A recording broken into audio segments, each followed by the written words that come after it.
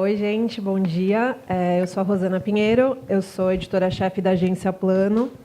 A Agência Plano é um coletivo de fotojornalismo focado em América Latina. Então, nós temos, em toda a região, mais de 100 pessoas, e essas fotógrafas e fotógrafos, eles fazem um trabalho de integração da América Latina, publicando conteúdos no nosso site, Instagram e Facebook, que vocês não vão ver em outros lugares, em outros meios aqui no Brasil. Então, a gente acompanhou, por exemplo, a queda do presidente da Guatemala em 2015, a gente acompanhou o movimento dos professores do México, do estado de Chiapas, em 2016. Então, são coisas que a gente não consegue ler nos jornais aqui. E aí, infelizmente, tem um distanciamento, né, de Brasil e da região, dos outros países. Então, a gente tenta fazer essa integração. Como o nome da mesa diz, é um corre, porque a gente não tem financiamento, não tem nada, é tudo feito por vontade mesmo. Então, é isso.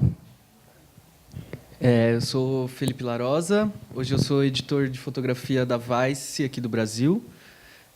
Para quem não conhece a Vice é uma revista dos Estados Unidos, hoje a sede é nos Estados Unidos, né? Ela foi fundada no Canadá, e ela eu acho que é um grande exemplo de uma mídia que começou alternativa, né? A Vice começa como um zine punk, e hoje é uma das maiores mídias voltadas para um público jovem do mundo. Assim, tem escritórios espalhados pelo mundo inteiro e tal, e eu represento a parte de fotografia aqui no Brasil. Antes de eu entrar lá, assim como nossos colegas ao lado, eu trabalhei como fotojornalista, fiz o meu corre sozinho pela rua, etc, etc, etc. Tem uma história toda aí nessa parada. E na Vice, além de editar, eu também produzo conteúdo visual, audiovisual, fotografia, vídeo e coisas desse tipo. E acho que é por aí, a gente vai trocando ideia no caminho aí. Eu sou o André Lucas, eu sou do coletivo Choque Documental. O coletivo aborda temas de direitos humanos, causas sociais, e a gente busca muito aprofundar esses temas fora da mídia comum. E a gente produz esse material, somos 4 fotógrafos e um na Alemanha, e contar mais essas histórias das pessoas mais aprofundadas, diferente da mídia comum tradicional, né? É isso. Sou a Tuane Fernandes. Eu iniciei faz pouquíssimo tempo na rua e eu consegui o espaço através da mídia independente, o Mídia Ninja, não sei se alguns conhecem. Através do Mídia Ninja eu consigo mostrar o meu trabalho e também botar em prática toda a minha militância através, né, do mediativismo. Então, enfim, tive experiências loucas. Ainda estou aprendendo ainda como funciona o fotojornalismo tradicional, né? De como você consegue comercializar essa foto, porque o Mídia Ninja, enfim, você não recebe, é um coletivo, né? É um coletivo ativista. Então, acho que é isso também. Retratar o cotidiano, os direitos humanos, as manifestações de rua. Então, meu trabalho é voltado para isso aí. Eu começo já fazendo um questionamento, acho que até para os 4, acho que vocês têm uma ideia bem legal do que é isso. Eu queria perguntar para vocês como que vocês enxergam esse trabalho dos coletivos, dessa nova imprensa que está surgindo, e como vocês enxergam que a mídia tradicional se comporta? Por que se abriu esse espaço, né? Por que tem crescido esse espaço? Queria que vocês comentassem um pouquinho sobre isso. Eu acho que os coletivos são essenciais, porque, como eu falei, são conteúdos que você não vê nos lugares. Na verdade, não existe nenhum interesse daquela mídia, porque talvez aquele conteúdo não faça parte de uma narrativa da indústria, né, de uma narrativa que vai vender e que vai dar clique, enfim. Então, eu acho que, no caso da Agência Plano, a gente conseguiu até criar a necessidade, mostrar o conteúdo e alguns meios de comunicação falarem isso é legal, a gente quer. Mas, se não fosse o esforço desses fotógrafos que estão aí fazendo um tempão, como um ativismo mesmo, como um movimento de resistência, né? Esse conteúdo não existia aqui no Brasil, na nossa mão, e a gente não ia poder oferecer. Então, eu acho que o caminho que está sendo aberto por esses coletivos é essencial, assim. E o trabalho dos fotógrafos, né, que nem sempre são reconhecidos, assim, e que a gente luta, mesmo quando a gente vende os nossos materiais, a gente luta muito para dar uma condição legal para a pessoa que fez o material, porque não é um trabalho reconhecido, né? As pessoas que vivem de fotojornalismo sabem do que eu estou falando. Então, eu acho essencial. Acho que os coletivos têm que existir cada vez mais, coletivo, e para abrir esse caminho. Eu acho que é muito importante, porque os coletivos, como você disse, a gente está em locais que normalmente ninguém teria acesso. Então, a gente consegue conversar com pessoas em situações que uma pessoa numa mídia comum não iria chegar. Então, algumas portas se abrem para a gente. Só que a gente faz as nossas pautas, a gente cria nossas matérias, a gente precisa escrever, tem que fazer um estudo muito fino sobre isso para ser uma coisa boa. E eu acho que é isso que traz o interesse da mídia comum para os coletivos, porque a gente consegue criar tudo isso entre a gente mesmo, entendeu? Então, eu acho que é muito importante que os coletivos resistam e sejam criados muito mais. Acho que, complementando tudo isso, é importante dizer também que o fotojornalismo ele é muito concorrido, né? Tem muita gente na rua, às vezes você vai em manifestação, em outros lugares tem mais fotógrafo do que gente. Então, você está concorrendo com muita gente e, no meu caso, para conseguir entrar nesse meio, vim da periferia também, lá de Taboão da Serra, vim de um meio onde também os fotógrafos, o que acontece aqui também, em Suzano e Mogi, a maioria, como mulher falando, né, a maioria das mulheres estão voltadas a outras áreas da fotografia, não no fotojornalismo. Quando você entra nisso, você só vê homem, você está rodeada de homens, e E para entrar no jornal, para conseguir publicar, para conseguir visibilidade, é muito complicado. Então, os coletivos vêm exatamente, acho que, para isso, para conseguir abrir esse espaço para você conseguir mostrar seu trabalho e mostrar que você existe ali naquela cena de fato. Então, eu acho que, além da editoria do próprio jornal, que o coletivo vem trazendo outras histórias, também tem a possibilidade de você estar ali, né? De você existir, de fato, no que está acontecendo. Eu acho que eu provavelmente fui uma das primeiras pessoas da imprensa brasileira a consumir material dessa galera, né? Assim, não sei, eu acho que foi. Talvez porque eu seja um editor jovem, o que é bem raro na imprensa brasileira também. A maioria dos editores são mais velhos do que eu. Eu tenho 30, vou fazer 31 semana que vem, mas a maioria da galera já tem mais, assim.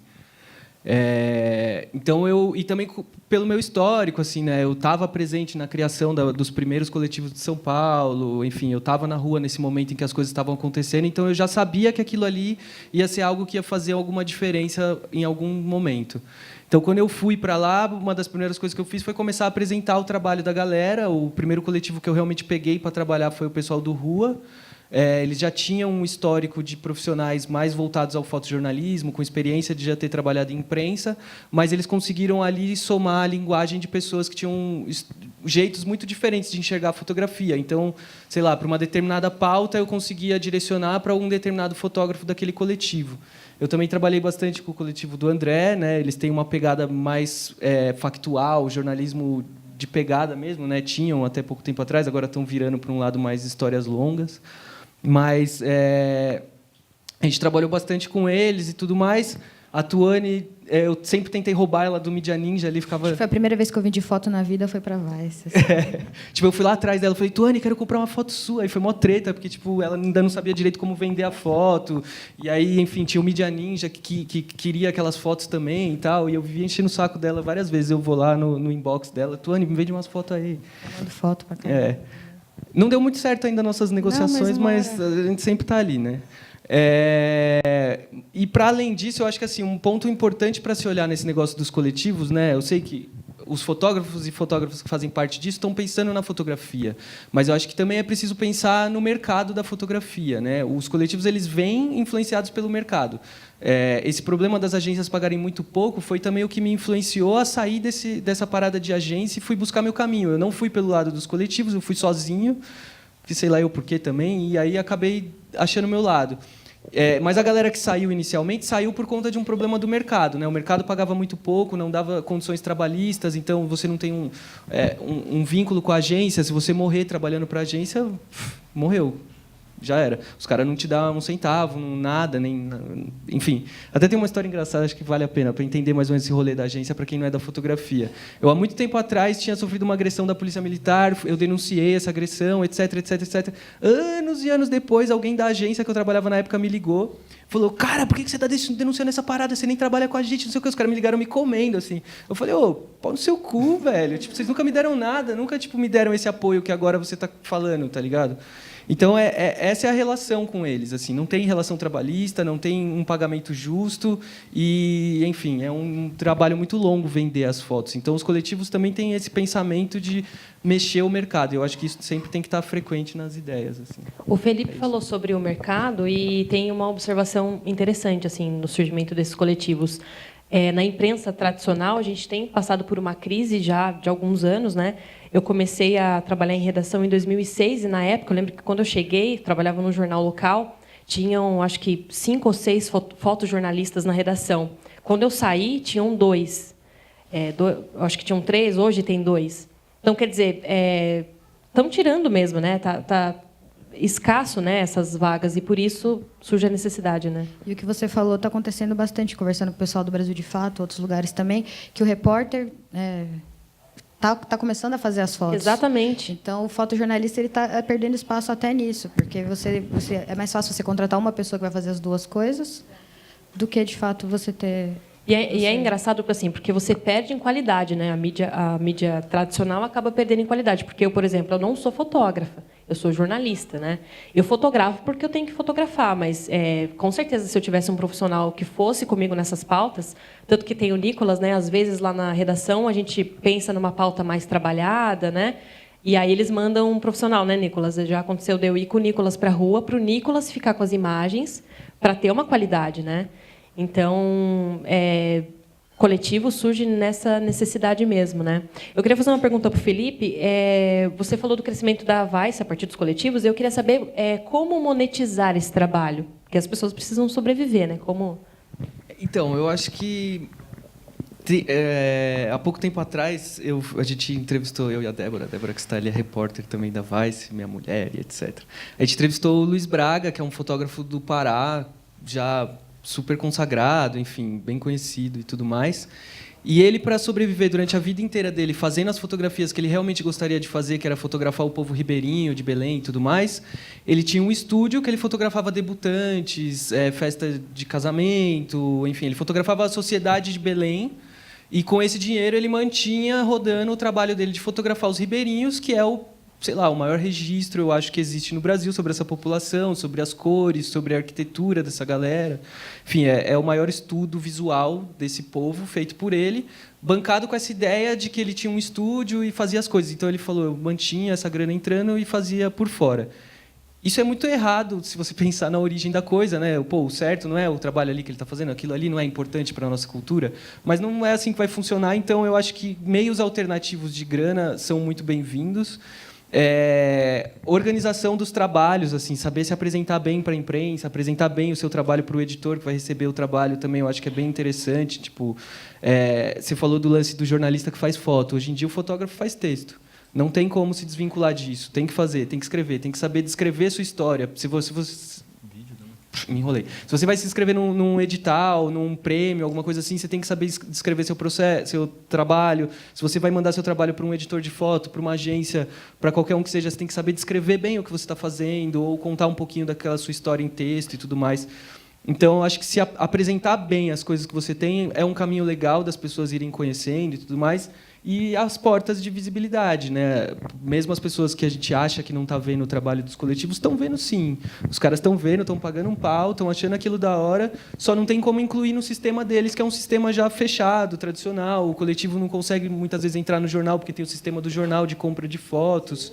Eu tive que quebrar todo esse sistema para poder trabalhar com os coletivos. Eu não trabalho com nenhuma agência do Brasil, nem de fora, a não ser que seja uma necessidade muito urgente, porque eu também não posso meter o louco nos meus editores, porque sempre tem alguém editando o editor. E aí eu quebrei todo esse sistema e eu compro foto a foto, eu compro trampo a trampo, dá um trampo do caralho, eu tenho que fazer todo o contato, eu faço toda a pré, eu faço a compra, a seleção, eu não entro lá no site e falar, quero essa foto, download, comprei. Não, eu faço todo o trabalho, os caras têm que emitir nota, assinar contrato, é um trampo do cacete. E esse trabalho maior que eu desenvolvi lá é o que permite comprar foto dessa galera, que não está dentro da agência. Eu quebrei um intermediário. Então, tipo, eles compram direto do publicador e não desse intermediário que ficava entre o produtor e o meio, né?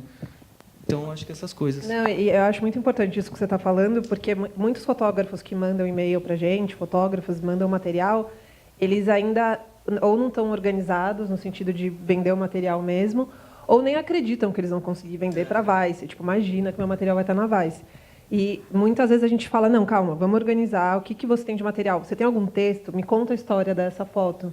Me fala um pouco mais sobre isso. E a gente vai, organiza esse material e aí tenta oferecer. E muitas vezes a gente é bem-sucedido, muitas vezes não. Mas, assim, às vezes eles nem sabem por onde começar. São pessoas que têm materiais incríveis, assim, que mandam para a gente. E a gente olha aquelas fotos maravilhosas, mas onde você quer publicar? Não, posta aí no Instagram. Tipo, a gente, não, calma, vamos tentar organizar. Então, o coletivo também ajuda nisso. Você organizar o seu trabalho, você ter um contato com uma revista ou com um site que, de repente, se você fosse falar direto, ia ser mais difícil, enfim. Então, é isso, só complementando. Eu acho importante também, porque tanto o jornalista que tem que fotografar, como você disse, o fotógrafo tem que saber fazer o texto. Quando eu faço as minhas pautas para mandar para a Vice, por exemplo, eu preciso fazer o texto e tem que ser um texto fino, tem que ser uma coisa legal. E tem que ser na pegada da Vice. Aí tem a pegada do El País, da Folha. Você tem que saber distinguir qual é o texto que eles querem, como é a abordagem que eles vão querer. Então, você precisa estudar linha editorial, isso. né, de Exatamente. E as fotos também, né, André? E as fotos também. As fotos também. Tem a Vice tem uma pegada diferente, a Folha tem uma pegada X, o El País tem uma pegada outra. Aí, por exemplo, eu não tenho formação em jornalismo, mas a minha companheira Vitória ali, ela me ajuda muito com isso. Saber escrever, aprender o lead, aprender tudo isso daí. E os meus outros companheiros não sabiam disso. Aí foi passando um para o outro. E aí você percebe que, além da fotografia da pessoa melhorar, o texto dela começa a melhorar também, porque ela começa a falar bem sobre as fotos e sobre o que ela acompanhou. Aí sabe entrevistar, sabe o que perguntar, e aí vai se desenvolvendo. Eu acho que é essa bolha ali do fotojornalismo que existe, que para você furar ela é muito difícil. Então, quando você entra cru num coletivo, pelo menos eu entrei totalmente cru, eu acho que ainda sou muito cru ainda. Até no lance do texto, de me apresentar para a Vice, por isso muitas vezes não deu certo, porque é uma das coisas na loucura, vou lá, e aí depois... Agora a gente começa a entender. Então, eu acho importante você também, esse espaço, né, que é aberto a essa escola que é feita ali. Porque eu estudei no Senac, eu tive, sei lá, 2 meses de fotojornalismo, assim, uma coisa que não é nada a ver do que estava lá, porque do que é de verdade. Então, o coletivo, eu acho que o papel é exatamente esse, é te moldar e te ensinar, e aí ter os espaços de outros meios, diferente de jornais grandes, que você não consegue penetrar de fato, né, é muito difícil. Então, eu acho que é uma escola, é uma coisa que você precisa daquilo, senão você vai ficar sozinho fazendo para nada, fazendo para você mesmo, ou dependendo de ganhar R$20 numa foto de uma agência, sabe? Quando você consegue vender essa foto? E vocês comentaram sobre a importância de estudar, saber escrever, né? Ter um olhar mais refinado nesse sentido, mais profissional. O André venceu o prêmio Vladimir Herzog, né, de Direitos Humanos. Eu queria que você falasse um pouquinho sobre essa preocupação com o conteúdo que o coletivo oferece, né? Como que é feita essa preparação? Então, a gente no começo, tanto que Clarós comentou agora, que a gente está passando por uma reestruturação, porque no começo a gente abordava muitos temas de protestos, era uma coisa muito batida, etc. E nós fomos muito marcados com isso, entendeu? Então, o policial já sabia quem era, tal. Você passa informação para não sei quem. E não, a gente estava ali trabalhando, estava na linha de frente, a gente tinha contato tanto com quem atirava a pedra quanto quem dava o tiro, porque a gente está nesse meio todo dia. Aí a nossa preocupação foi essa: vamos parar de fazer protesto direto, porque saturou, já está uma coisa saturada, e vamos começar a buscar temas, histórias, vamos buscar pessoas, vamos contar o sonho das pessoas, vamos falar o que as pessoas têm para dizer, vamos documentar isso. E aí foi a nossa preocupação de passar por essa reestruturação. O Douglas, na Alemanha, também, ele estava muito pilhado de não tinha protesto, não tinha nada lá acontecendo, ele ficou esperando o G20 acontecer. Eu peguei e falei assim: cara, você está na Alemanha, está acontecendo um monte de coisa aí fora os protestos, vamos buscar esses outros temas. Aí a gente conversando, fazendo live, conversando direto, tal. Aí ele começou a desenvolver os temas dele lá. A fotografia dele melhorou muito com isso. E aí você começa a perceber como que a pessoa vai mudando através dessas reestruturações do coletivo, entendeu? E é importante pra caramba. A Rosana conseguiu observar na mídia tradicional uma mudança de comportamento depois do surgimento da Agência Plano? O que você acha? Você acha que mudou um pouquinho? Talvez a mídia press tenha pensado, vamos prestar atenção nesse nicho, nessas histórias, ou não? Eu acho que não. Eu acho que não. Assim, em termos de América Latina, eu acho que a gente não vê notícias dos países. Venezuela, a gente vê quebra-quebra e é sempre aquela mesma coisa. Mas vocês, não sei, vocês me dizem, vocês leem coisas sobre a Guatemala no jornal, sobre El Salvador, sobre o Uruguai, que está do lado, né? Argentina, se for sobre política, talvez, mas Chile, né? Chile tem muita coisa acontecendo. Outro dia a gente recebe muito material de... existem campos, né? Territórios lá que têm seus proprietários, e eles queimam esses territórios, muitas vezes atingindo casas de pessoas, enfim, para receber seguro. E a molecada vai lá fotografar, vai ver o que está acontecendo e sempre dá confusão. Alguém sabia disso aqui no Brasil, sabe? São coisas que a gente não tem contato, assim. E daí, quando você lê o jornal, tem um monte de coisa sobre Estados Unidos, Europa, tem uma cobertura bacana, até Oriente Médio, eu acho, mas América Latina eu não vejo, assim, não vejo nenhuma mudança, não vejo interesse das pessoas divulgarem esses assuntos. A luta estudantil no Chile, um negócio incrível, assim, está acontecendo agora, hoje eu recebi foto, entendeu? E eu não vejo isso ainda. Eu espero que a gente é muito pequenininho, né? Enfim, eu espero que possa mudar, não só com a gente, mas com outros coletivos, que esse interesse comece a fluir, né? Mas eu não vi nenhuma mudança, assim, por enquanto. O Agência Plano surgiu de um projeto de TCC, né? E eu lembro, quando a gente fez a apresentação, a gente pegou o ano inteiro de vários jornais, não vou citar nomes porque foram vários, mas pegamos vários, e sempre que era América Latina, era assim, tipo, um cara falando da Venezuela, de Nova York, da Reuters. Né? Daí, El Salvador é um cara que está em Miami.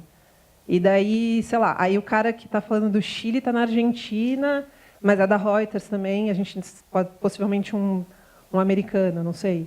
Então, hoje, quando eu leio o jornal, eu ainda vejo isso. Assim, eu não acho que mudou muita coisa, não. Eu acho até que a mídia tradicional ela tem uma postura, até pelo volume de coisa que tem que cobrir, tá uma postura meio acomodada, assim, né? Eu converso muito isso com o Pedro, com o Nicolas. Às vezes a gente tem que cobrir uma manifestação, por exemplo, por telefone, que eu acho um absurdo, né? Você está cobrindo uma manifestação por telefone. E eu acho que o coletivo entra com essa pegada muito mais participando ali, contando a história como ela é mesmo, né? Como que vocês enxergam isso? Eu acho que mais próximo também das pessoas dos movimentos sociais, que eu acho que isso é muito importante. Eu já fui, enfim, já cobri ocupação do MST há pouco tempo, onde estava só eu como fotógrafo, o rapaz do Brasil de Fato e um cara da Telesur. Porque eles não queriam mídia tradicional ali, e ninguém sabia disso. Eles chamaram a mídia ninja porque eles confiavam que aquilo seria passado da maneira que de fato, do que estava acontecendo. Então, eu acho que tem muito medo e muito receio também dos próprios militantes, dos próprios movimentos sociais, de se aproximar dessas pessoas, porque sabe que aquela história que vai estar ali é aquilo de sempre, sabe? Não é tão aprofundado. Não vou falar que é imparcial, porque também a mídia independente também não é imparcial. Não vou dizer que é, entendeu? Acho que nenhum dos dois lados são. Aquilo ali é uma empresa e nós somos militantes. Nós sabemos a história que a gente quer contar, né? A história de quem a gente quer contar e como a gente quer contar. Então, não tem imparcialidade, acho que nenhum dos dois lados. E, justamente por isso, eu acho que rola assim uma criminalização também da mídia tradicional, não por nós, da mídia independente, mas das próprias pessoas que já sabem exatamente qual história vai ser contada e estão cansadas de ser criminalizadas por esses grandes jornais, muitas vezes. Né? Eu até vou fazer só um adendo, porque trabalhando, eu nunca trabalhei em coletivo, né? Sempre trabalhei em mídia tradicional, mas eu acho que, às vezes, a gente recebe um rótulo assim de a mídia vai levar a matéria para o lado que ela quer, e que na redação, pro jornalista, não é isso que acontece ali no nosso dia a dia, né? Aconteceu uma coisa engraçada que até casa com o que você está falando. Nessa semana semana passada a gente teve uma manifestação de estudantes em Mogi. Eles estão pedindo passe livre aqui na cidade. E nunca teve um pedido desse, com galera indo para a rua, galera jovem, secundarista e tal. E aí a gente foi cobrir, foi até o Pedro que me avisou, eu não estava sabendo, porque realmente essas pessoas não têm esse contato com a mídia tradicional, já rola aquele preconceito, né? Eu trabalho no Portal da Globo, então você imagina, né? Um monte de gente já não quer nem falar. Mas aí o Pedro comentou que ia ter, eu entrei em contato com o rapaz que ele indicou, o rapaz foi super, né, gente boa, tal, falou sobre o movimento, e quando eu fui para a rua cobrir a manifestação deles, eles falaram: nossa, a Globo está aqui, a Globo veio, né? E ficaram chocados com a matéria que eles viram depois, porque tinha muita aspas, contava a história que eles queriam, que é o que estava acontecendo. Então, assim, às vezes rola um esforço dos jornalistas de estarem no local, de contar a história, porque é para isso que a gente se formou, né? Mas realmente a mídia tradicional, por ser tradicional, pelo processo que a matéria tem que passar depois na redação, às vezes acaba mesmo distanciando, né, das histórias. Acho que pelo menos eu conheço muitos fotógrafos que são da Folha, até, enfim, o André, que também vende produto, que são tão militantes quanto nós que estamos ali na mídia independente, sabe? E eu acho que é importante as pessoas saberem também que não são eles que fazem essa matéria, que não tem que ter esse medo. É claro que o pé fica atrás, mas é importante entender e separar o profissional da instituição. Da instituição, claro. Engraçado, eu me lembro de uma situação, porque eu acompanhei todo o processo das ocupações das escolas, secundaristas, tal. Ia nas escolas, entrava, tal, fotografava. O pessoal tinha uma abertura gigantesca e não deixava ninguém de outras mídias entrarem. Tinha escola que só a gente conseguia entrar. Eu lembro de uma vez que eles estavam na porta do Fernão Dias e eles estavam fazendo uma aula pública. E era uma coisa muito foda, era muito legal. E aí a Globo ia entrar ao vivo no SPTV. Aí um cara levantou lá e começou a gritar, Globo golpista, não sei o que lá, não vai falar, não vai falar. Isso atiçou a molecada a começar a xingar. E eles iriam entrar ao vivo para mostrar a aula pública ali. É uma coisa legal, É uma né? coisa legal. Aí depois, tipo, passou, eu só fiquei observando, não fiz foto, não fiz nada, deram um escracho no repórter lá. Aí, como a gente tinha mais acesso com a molecada, a gente entrou dentro da escola, eu falei assim, pessoal, senta, conversar com vocês. Eles iam entrar ao vivo, eles iam mostrar uma coisa bacana e vocês fuderam. Simples. Vocês perderam a oportunidade de mostrar que o movimento de vocês está crescendo para o Brasil inteiro. Ia desmistificar tudo que as pessoas estão pensando sobre vocês, ia passar uma impressão Exatamente. positiva. Então, assim, é das pessoas saberem separar as coisas, entendeu? Eu sou do coletivo Choque Documental, mas a gente não prega muito o ativismo batido, entendeu? A gente está nas linhas de frente, está em tudo isso daí, mas a gente não é 100% ativista nessas situações. Eu queria saber se, por um outro lado, vocês também sentem um preconceito pelo lado das instituições estabelecidas, por exemplo. Aqui na região, quando eu trabalhava num jornal local impresso, a abordagem numa prefeitura, por exemplo, era diferente da abordagem que eu tenho hoje com o nome da Globo aí por trás, né? Tem uma diferença. Eu não entro na prefeitura pelo coletivo. Desculpa, não entendi. Eu não entro numa prefeitura, por exemplo, pelo coletivo. Ah, você sente essa... Não entro. Como que chegou até esse ponto, você podia... De querer entrar para fazer uma entrevista com o prefeito, filmar, fotografar. De onde você é? Coletivo tal. Não pode.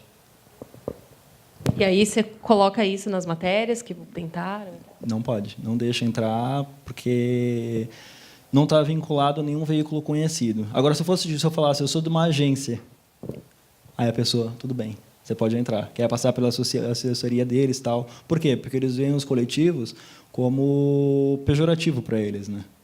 Então, se eu for fazer uma entrevista com Dória, por exemplo, eu não poderia, porque eu sou de um coletivo. Ele ia achar que eu ia querer ferrar ele e tal. Mas não, podia ter uma pergunta muito pertinente, muito boa para ele ali, como um jornalista de qualquer outro veículo.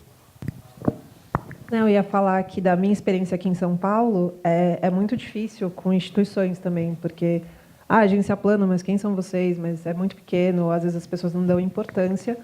E aí, mas eu percebi que quando a gente vai fazer matéria e dar voz para pessoas que realmente precisam disso, essas pessoas nos recebem muito bem. Então, esse ano, por exemplo, eu fiz uma matéria com mães que perderam os filhos para violência policial, uma fotoreportagem, que inclusive foi publicada na Vice. E elas me receberam muito bem, essas mães, na casa delas. E a agência plano, ótimo, eu vou falar para vocês, entendeu?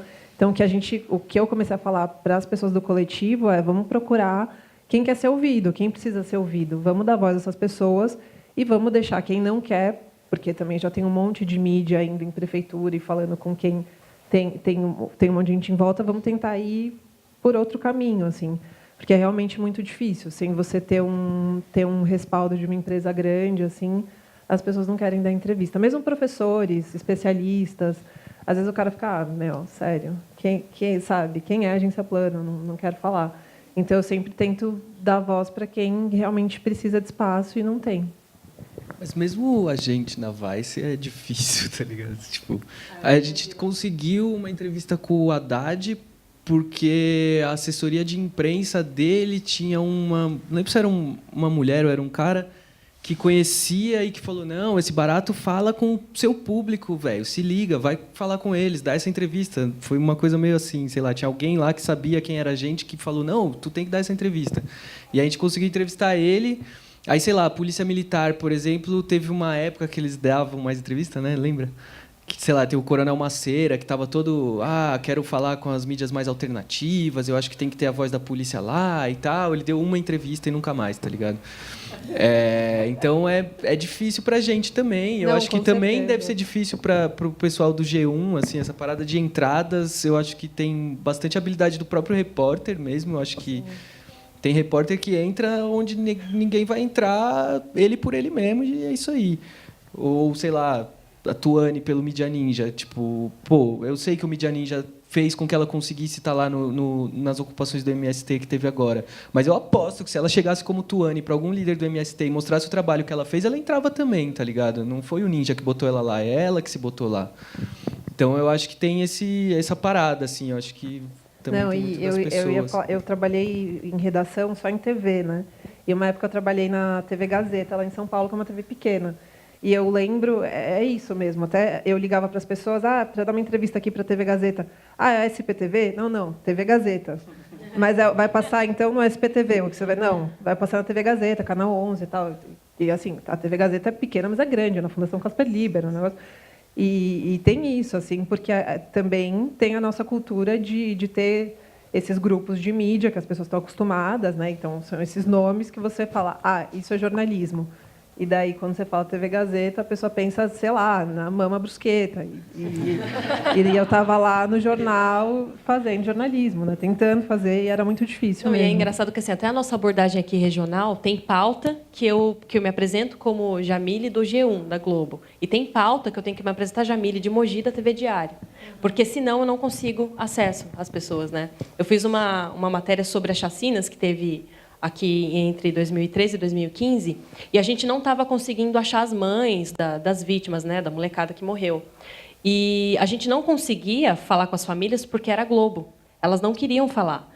E aí rolou todo um trabalho por fora para conversar com uma pessoa que pudesse intervir, conversar com essas mulheres antes, e primeiro apresentar o meu trabalho, outras matérias que eu já tinha feito sobre causas sociais e tal, para conseguir chegar nessas mulheres. Então, quer dizer, eu acho que rola essa dificuldade em vários níveis, né? Eu senti muito isso daí quando eu fui fazer... Eu faço freela para o UOL também, e eu fui na Cracolândia fazer umas histórias lá. E quando a gente ia abordar algum usuário, alguma família, alguma pessoa que morava lá e falava que era do UOL, a pessoa já ficava meio... não quero falar. Aí a gente comecei a usar uma estratégia, porque eu falei assim, bom, eu sou de coletivo, com certeza as fotos que eu vou fazer para o UOL, vou colocar no meu coletivo também. Então, eu vou falar, olha, eu sou do coletivo Choque Documental, mostrei meu trabalho para a pessoa, só que aí eu tenho que ter uma confiança muito grande na repórter, porque o que ela for escrever pode acabar com tudo o que eu construí de contato, de noite sem dormir, etc., para conseguir a fonte. Fonte, né? Eu queria... Quer falar? Eu queria também falar um pouquinho com vocês sobre quem recebe o produto de vocês, né? Quem está lá lendo, consumindo tudo que vocês produzem. Qual que é o perfil desse público? Pode ir.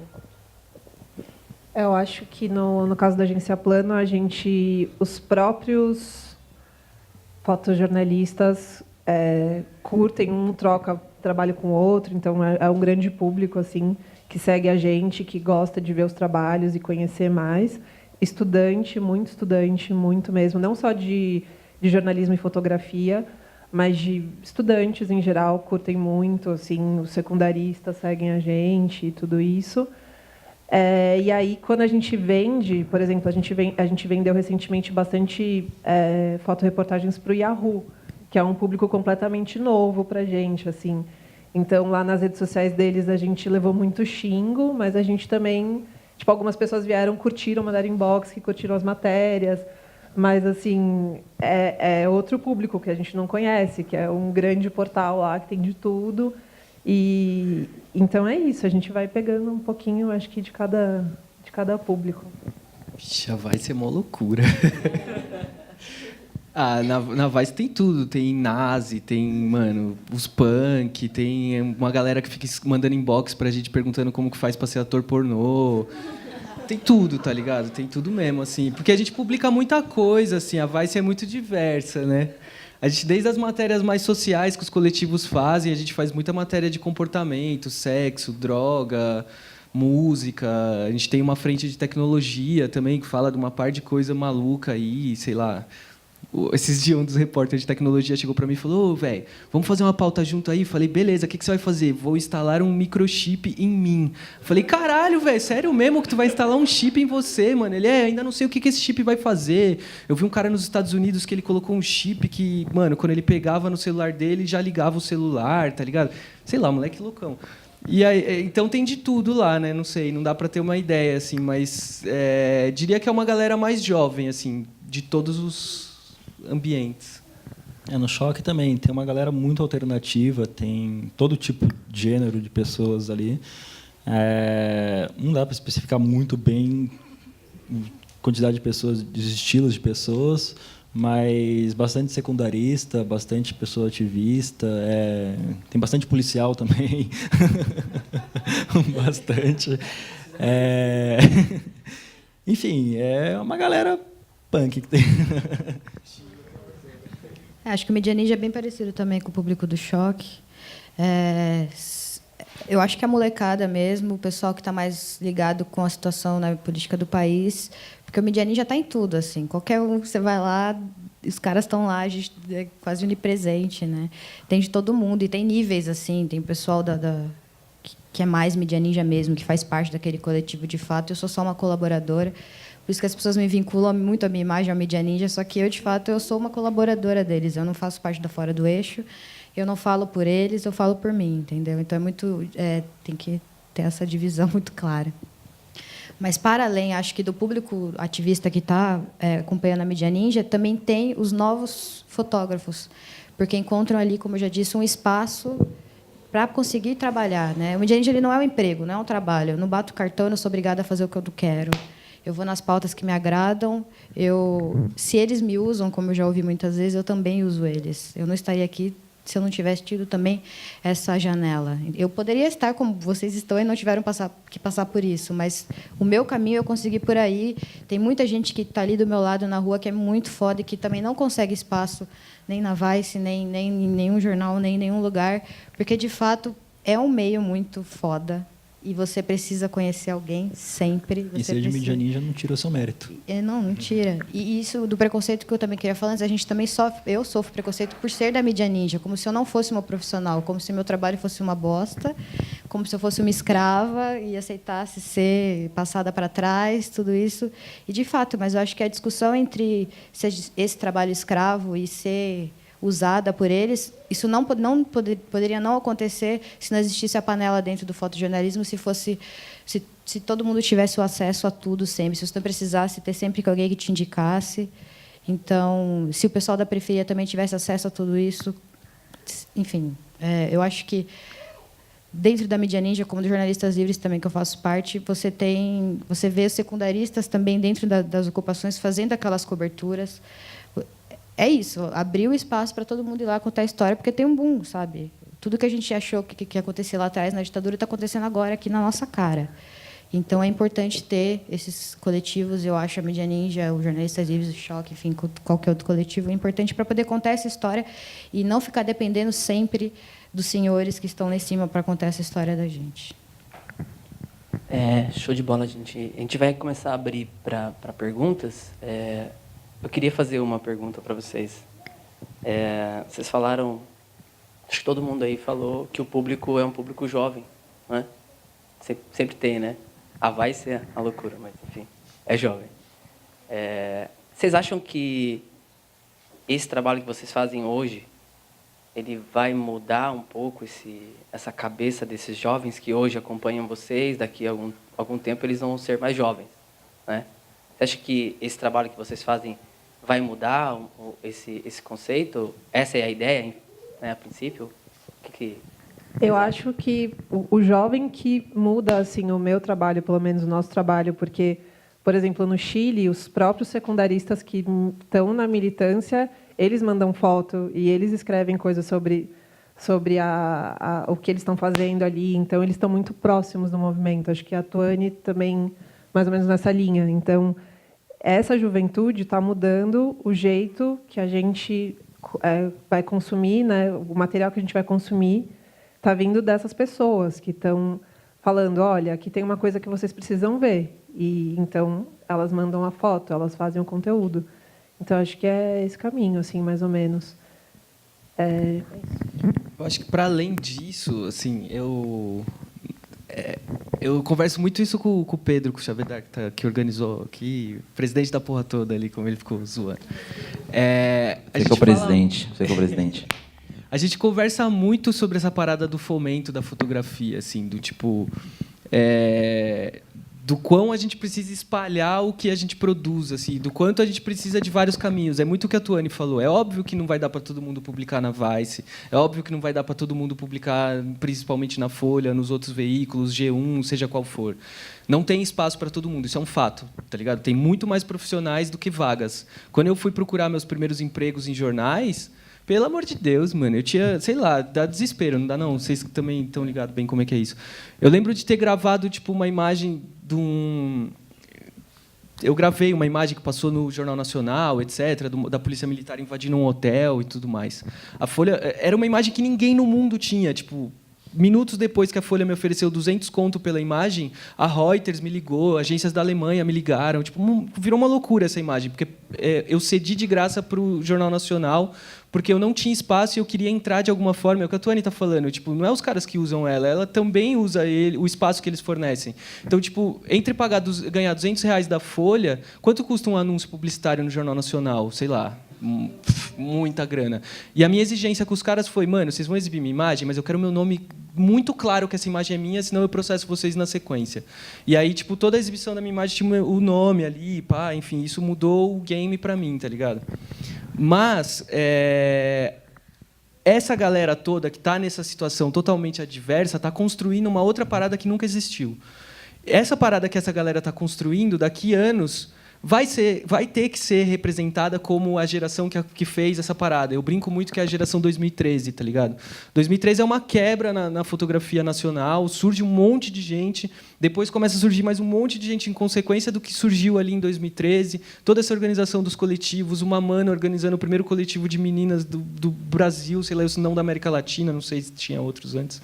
Mas, enfim, toda essa mudança no sistema vai influenciar no que é a fotografia brasileira daqui para frente. Ninguém mais vai fazer fotografia de rua de outro jeito ou do mesmo jeito depois que o Selva existiu, depois que o Rua existiu, depois que o Mamana existiu, nenhuma outra menina vai pensar em fotografia sem pensar na existência delas. Isso vai influenciar a fotografia. A grande população, em geral, quem gosta de arte ou quem se interessa por essa arte vai conhecer isso, vai ter contato, vai ser influenciado, etc. Essa meninada toda dos coletivos e dos movimentos sociais que circularam nessa fotografia também vão ser influenciadas e isso vai construir uma nova fotografia brasileira. Assim, eu acho que essa geração ainda vai ganhar um nome, ainda vai ser representada como, sei lá, a Semana de Arte Moderna de 22, tá ligado? Essa molecada é a nossa esperança, né, para a fotografia brasileira. É bem grande isso. Eu lembro que, na época das ocupações, o pessoal queria muito aprender sobre fotografia tal, e tinha as aulas públicas, a gente podia lá ensinar eles tal, e a gente fazia diariamente assim aulas sobre fotografia, ensinava as pessoas a fotografar, jogava a nossa câmera, tipo, dava confiança para a pessoa, para ela se sentir confiante e um dia poder pegar numa câmera e fazer o mesmo trabalho.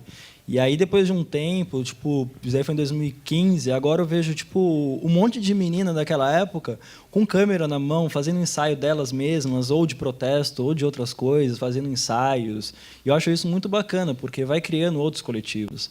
Eu lembro que, em 2016, eu fui fotografar uma ocupação em Osasco que pegou fogo, e a gente foi depois do incêndio, tipo, todo mundo fotografou incêndio, a gente decidiu ir depois para mostrar o que iria acontecer com essas famílias, como que eles iam passar aquela madrugada, e passamos o perrengue junto com eles. Mostramos a reconstrução da ocupação, tudo isso. E eles questionavam para a gente onde que essas fotos estão indo, tal, não sei o que lá, e a gente mostrou o coletivo para eles. E aí, tipo, passou uns meses, tal, a coordenadora chegou para a gente e falou: olha, a gente criou um coletivo da ocupação, você pode ajudar a gente? Aí a gente pegou, sentou junto com eles, faz isso, tal, faz desse jeito aqui que vai ficar melhor. Não, mas esse jeito aqui... Não, esse jeito não vai ficar bom, faz desse outro jeito aqui. Aí a pessoa já começa a criar uma linha para ela conseguir seguir e fotografar a sua comunidade, entendeu? Então foi criado um coletivo de uma comunidade que vai se autofotografar. Isso daí eu achei muito sensacional.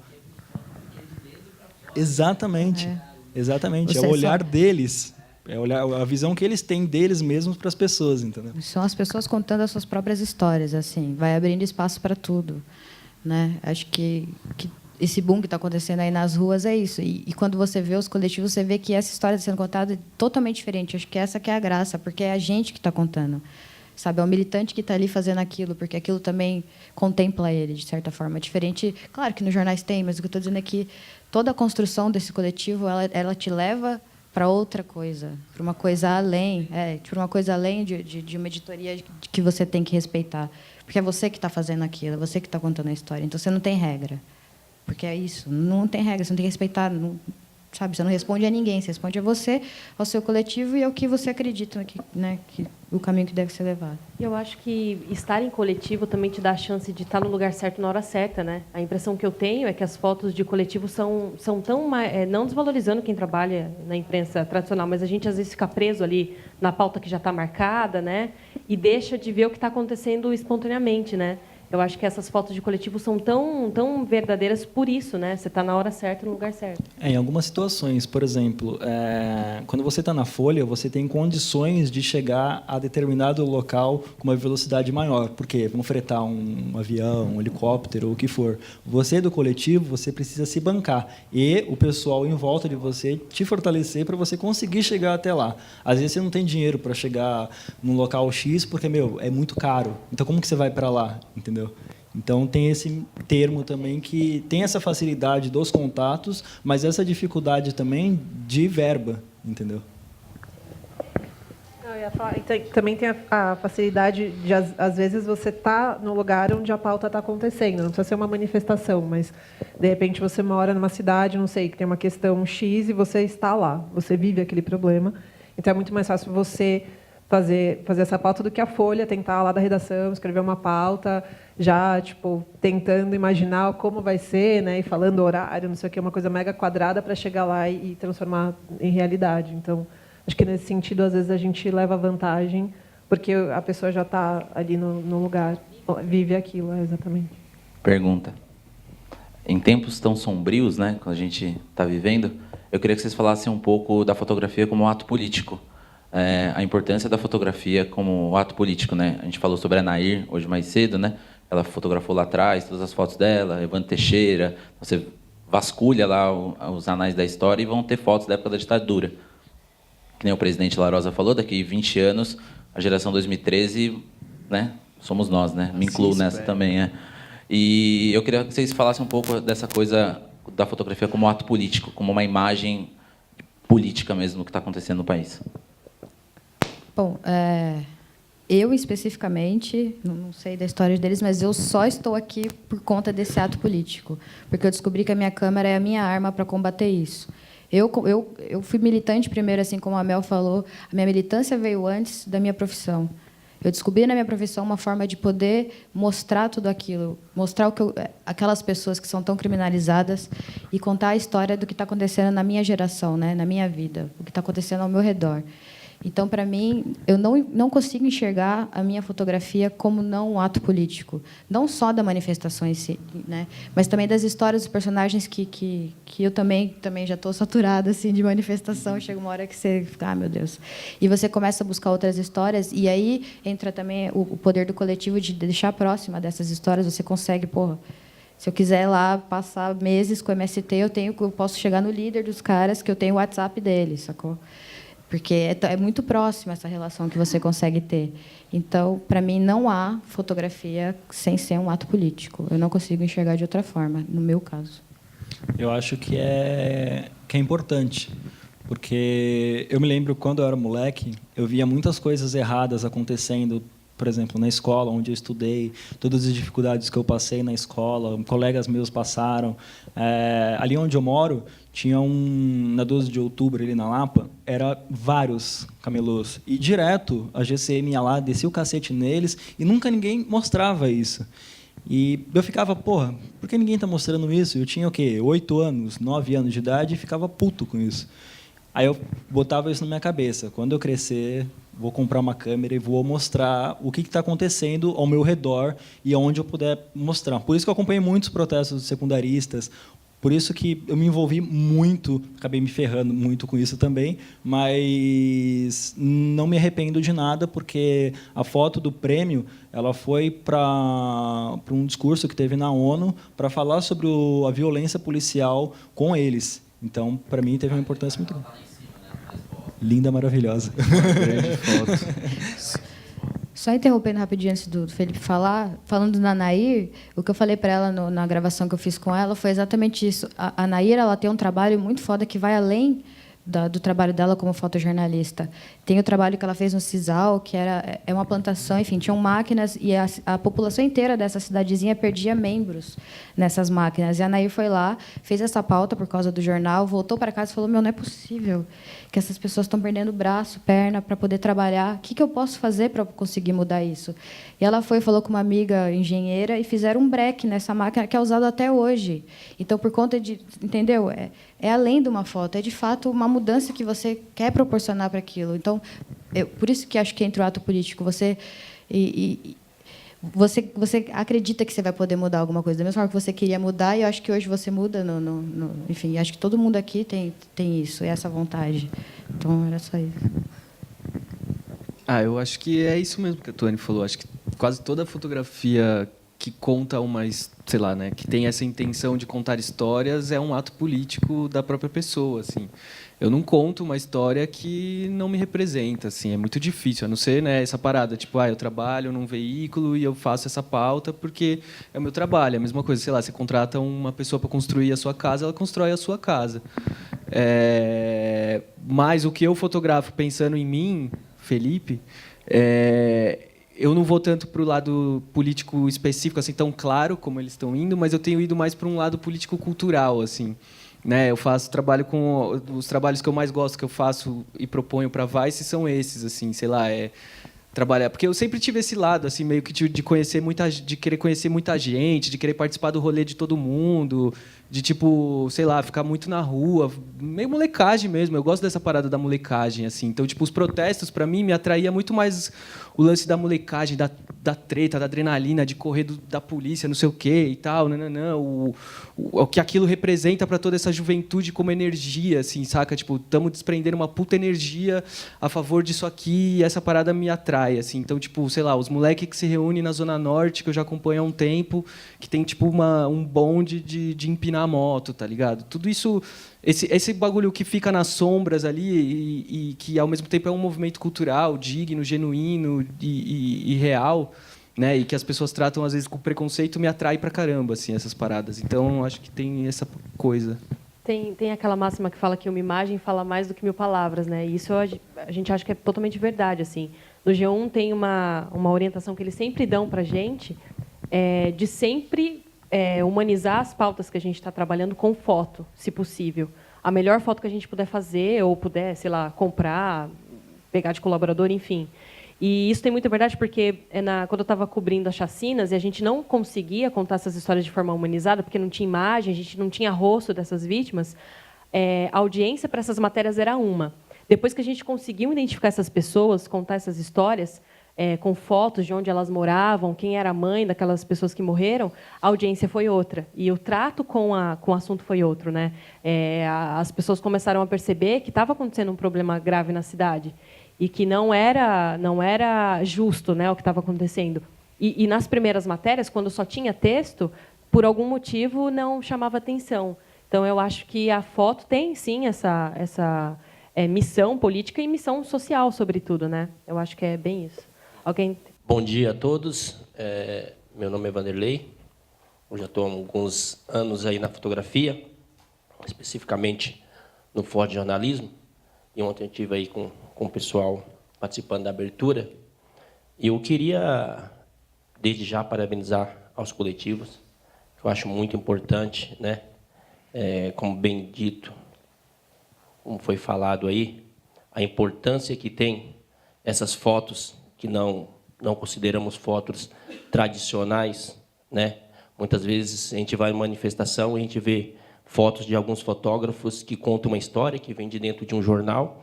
Depois você entra e pega umas fotos do coletivo, você fala, cara, era o mesmo lugar, né? Eu não vi isso lá, mas esse é o caminho. Esse é o caminho, como bem dito, como foi falado aí, a respeito né, da entrevista com o prefeito. Os coletivos têm esse poder muito grande de fazer aquilo, né, que muitos fotógrafos do jornalismo estavam lá, mas não teve coragem de fazer. ou não teve de coragem de apresentar para o seu editor. Eu tive recentemente numa palestra do Tony Pires, na Arfork, e ele falava muito disso. E aí a gente cai naquele negócio que o cara faz a foto, manda para a agência paga R$11 pelaquela foto. Aí você pega uma foto do coletivo, cara, show de bola, mas o coletivo não vai vender aquela foto por R$11. Não há interesse, né, do coletivo. Então, eu fico muito... Hoje eu estou eu sou do repórter fotográfico, mas hoje eu estou na linha de comunicação. É Secretaria de Comunicação. Então, hoje eu trabalho na Secretaria de Comunicação da Prefeitura. E dentro disso, a gente pega algumas pautas para fazer que você fala, putz, eles não vão publicar essa foto, mas eu vou fazer. Eu vou fazer para mim. Vou fazer para mim guardar. Então, a minha pergunta é, para todos os coletivos, qual a preocupação que vocês têm hoje, diante desse atual governo, que vem calando muitas coisas, até grandes mídias estão se tentando fazer, e o coletivo, queira sim, queira não, infernizam a vida deles, no modo de dizer, no modo de colocar as fotos, no modo de cobrir. Alguns governantes não gostam disso. Então, qual que é a minha pergunta? Os coletivos pensam nisso, né? Poxa, nós não vamos ser calados, nós não podemos ser calados. Então, eu queria saber de vocês se há um movimento de vocês se proteger, né, disso, né? Porque é um caminho. É um caminho muito triste, porque isso pode acontecer no nosso país. Daqui a uns dias, baixar um decreto lá que os coletivos não podem mais. Né? Isso não quer dizer que vai falar, não, eu não vou fazer. Nós vamos fazer, mas vamos tomar borrachada pra cacete, que já vem acontecendo. Então, a minha pergunta é essa. Os coletivos têm essa preocupação? A gente já toma muita borrachada. É o que mais toma. Muita borrachada. Assim, eu queria evitar, André, de falar sobre política, essas coisas, porque, enfim, N's históricos. Mas já fui preso fotografando, já fui agredido, já perdi equipamento, tudo isso. Enfim, não tenham medo de fazer isso, porque é o que eu faço, é o que eu gosto de fazer. E se for incomodar o político, vai estar incomodando o manifestante também, vai estar incomodando quem for, entendeu? Eu tenho que fazer o meu papel, independente de quem se incomode com isso. Porque, como eu disse no começo, eu faço quem taca a pedra como quem dá o tiro. Então, não me preocupo com esse tipo de coisa, assim, porque eu vou estar lá sempre fazendo. Eu também não me preocupo. Eu acho que quem tem que se preocupar são eles, porque a gente está aqui para incomodar mesmo. E quanto mais barrarem, mais a gente vai para cima, porque acho que esse é o trabalho, é isso que a gente se dispõe a fazer, entendeu? Também nunca fui presa, mas também acho que não deu tempo, né? Porque, mas quase. Mas já apanhei também de polícia E é isso. Quanto mais incomodar, mais feliz eu fico, assim. Mais para cima eu vou. Gosto. Quero incomodar mais. Acho que estão me incomodando pouco. Eu acho que se somar o número de porrada que geral que está nessa sala que já tomou, meu irmão, vai dar uma conta muito louca. Mas é isso, incomoda, é um trampo, é pesado, a gente se ferra e tal, mas sei lá, a gente gosta dessa parada, né? O medianinja, então, é perseguido até... Eu caí na besteira quando eu saí para a rua pela primeira vez, estava toda felizona, sou do Mídia Ninja, pá. Meti um mídia independente no capacete, não consigo arrancar aquela porra por nada mais. E eu sou louca, vou comprar vermelho, porque é isso mesmo, comunista, sou louca, pá. Tomei no cu, porque só tá eu de vermelho no meio daquela merda, com a mídia independente no capacete. Vem quem vem em mim, né? Claro. Então, não façam isso, crianças. Não é aconselhável. Não é aconselhável. Não, acho que é isso. Na mídia tradicional, a gente também tem essa... Eu não gosto de dividir muito esse negócio de mídia tradicional, tá? Mas tudo bem. A gente também se preocupa muito com isso. Assim.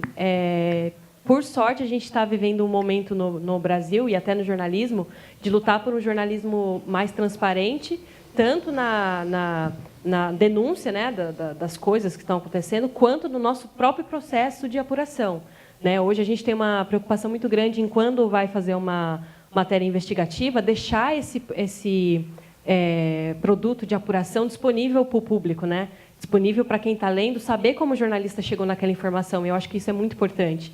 E isso dá força, né, para a nossa missão continuar e não ter tanto essa influência da censura. Ela acontece, né, em vários níveis, assim. Às vezes de forma velada. Na verdade, eu acho que na maioria das vezes de forma velada. Aquela censura que não parece censura, sabe? Aquela censura que chega assim, uma vez eu fui cobrir uma sessão na Câmara e aí um assessor que nunca tinha falado comigo antes sabia que eu estava trabalhando numa matéria que atingiria o vereador para qual ele trabalhava. Não vou citar nomes para não rolar processo. E aí ele chegou em mim e falou assim, nossa, mas você tem certeza que você quer continuar com essa matéria? Eu acho que não é assunto para você. Né? Então, assim, ele chega de uma forma simpática, né? Com riso, né? Nossa, mas você é tão querida, você é minha amiga, me conhece há tempos, vai mesmo fazer essa matéria? E ela acontece, assim, né? E a gente precisa se unir e eu até acho que quem trabalha na mídia tradicional se engaja muito pouco. Você vê aqui quantos jornalistas que estão dentro de redações estão aqui hoje. É muito pouco, né? A gente precisa falar mais sobre isso, se unir mais, porque o coletivo faz isso assim de uma forma muito unida e traz resultados muito bons. A gente podia melhorar muito mais a qualidade do produto que a gente leva se a gente pensasse um pouquinho mais sobre isso. Eu acho que eu só vou complementar uma coisinha aqui que eu lembrei agora. Você falou que você trabalha aqui, local, né, e tudo mais, também, né, jornalista local. O primeiro lugar que eu trabalhei foi no Jornal de Guarulhos também.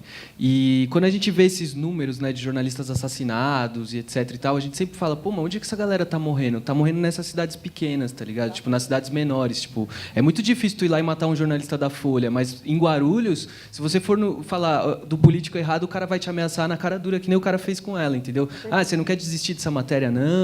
Você não acha que isso aí é perigoso demais para você? Você vai mexer nisso aí mesmo? Todo mundo te conhece aqui na cidade e tal. É diferente quando você é quase anônimo numa cidade gigante em que tem veículos enormes e tudo mais. Então, sei lá, essa parada das cidades menores e do jornalismo local é uma galera guerreira mesmo, assim, eu tô ligado. Eu passei por uma situação, não faz muito tempo, eu estava fazendo uma matéria sobre um contrato de uma prefeitura X aqui da região para comprar alimentos para as escolas. E era um contrato de compra de carne, né? E aí a prefeitura estava comprando um lote lá de carne num mercado atacado, né? Só que se você fosse no varejo comprar o mesmo volume de carne, você ia pagar mais barato. Totalmente fora da lógica que deve ser um serviço público, né? E aí eu comecei a apurar essa matéria, eu levei uns 3 meses trabalhando nessa matéria, porque eu tive que levantar contrato, fazer orçamento, enfim, várias etapas aí da apuração. A matéria passou por 5 pessoas na redação, eu escrevi, passou por um editor, passou por um coordenador, passou pelo jurídico, né, antes de ser publicada.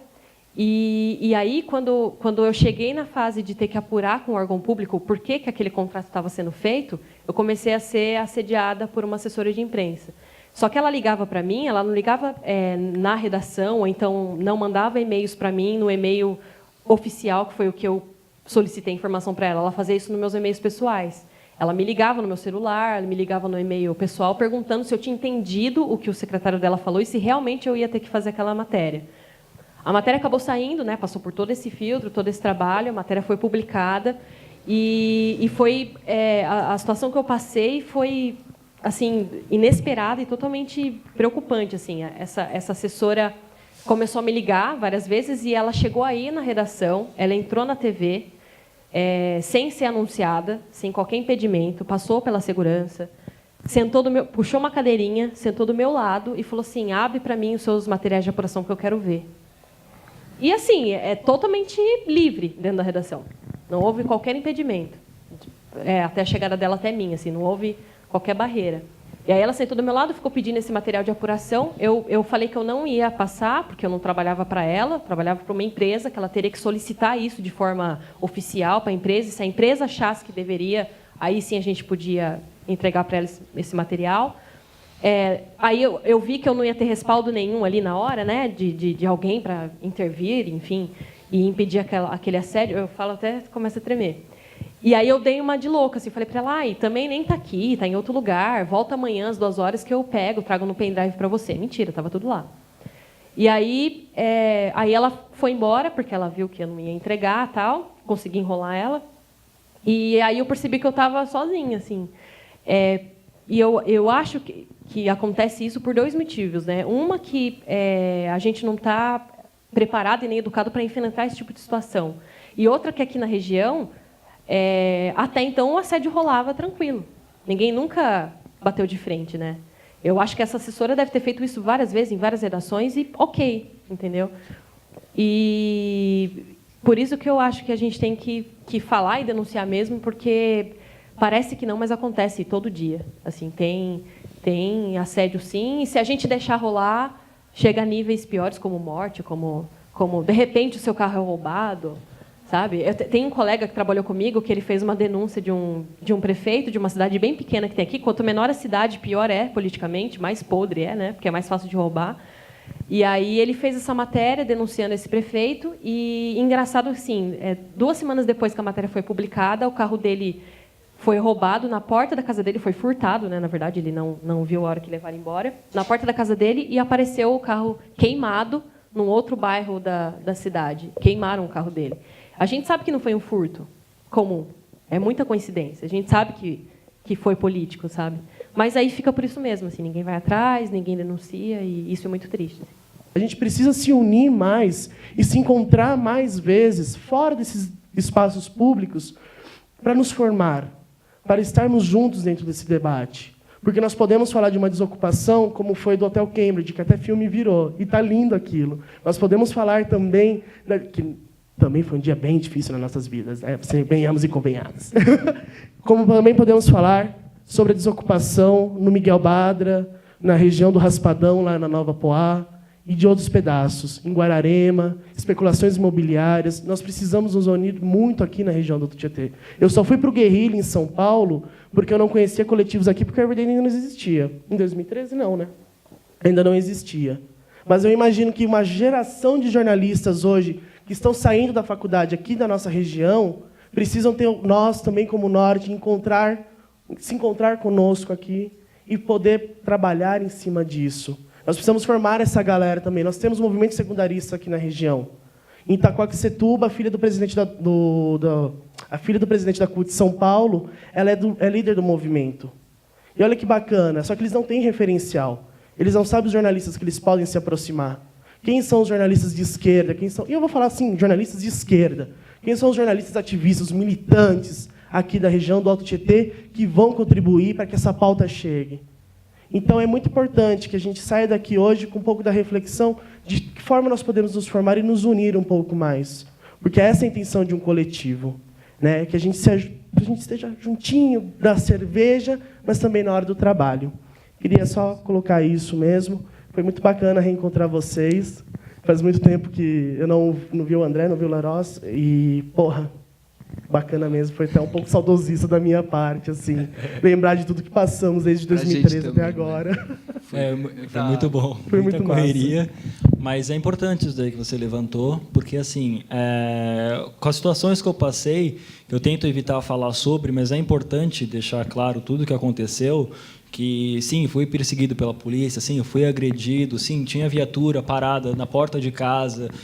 Porra, isso daí deixa qualquer um, assim, receoso, entendeu? Mas, não, eu não desisti disso. No dia seguinte, tinha outra coisa para fazer, outro protesto. Sim, eu vou sair. Mudo a rota, mudo o caminho. Tive que aprender a fazer isso, entendeu? E no meio que eu estava, a galera sempre fortalecia, sempre fazia com que eu não sentisse tão sozinho ali, entendeu? Porque é foda isso. E aí eu fico pensando, porra, eu sendo de São Paulo, morando próximo do centro, acontece isso, imagina com uma pessoa que está num lugar mais afastado, que está lá, se achando sozinha. Por que não criam outros coletivos, outras pessoas próximas delas para poder fortalecer elas? Eu não vou deixar de fazer o que eu faço porque alguém quer me impedir. Tanto que eu deixei bem claro, tatuei na minha mão, vou dar voz a quem não pode falar por si. Entendeu? Então, esse é o meu caminho e eu vou seguir isso, custe o que custar. Tem um exemplo bacana que a gente fez lá, né, em São Paulo, em 2015. Foi o primeiro ano que teve protesto do Passe Livre depois de 2013. E aí, no primeiro protesto, a gente apanhou pra caralho, assim. Foi um dia muito cagado, mas também foi um dia muito mágico, porque tinha muita gente na rua, assim. Tipo, aquela geração toda que estava de 2013, sei lá eu por que estava nesse dia. E aí a gente parou num bar, assim, falou, pô, vamos encher a cara e foda-se. Aí a gente enchendo a cara, falou, pô, a gente precisa ter um negócio simples, um grupo de WhatsApp pra gente saber se todo mundo tá bem, mano.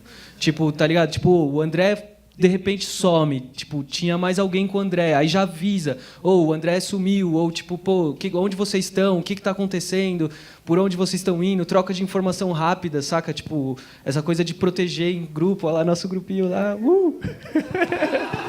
E aí é isso, assim, hoje é um grupo enorme, assim, com muitos fotógrafos, um monte de gente que trabalha em jornal, um monte de gente que trabalha em agência internacional, gente de coletivo, enfim, tem gente lá de tudo quanto é canto, assim. Então, aquilo ali virou muito mais do que só um negócio para a gente se proteger. Hoje é uma coisa para a gente pensar movimentos mais coletivos para fotografia, como unir essa galera e realmente tentar sacudir esse mercado financeiro que está oprimindo todo mundo.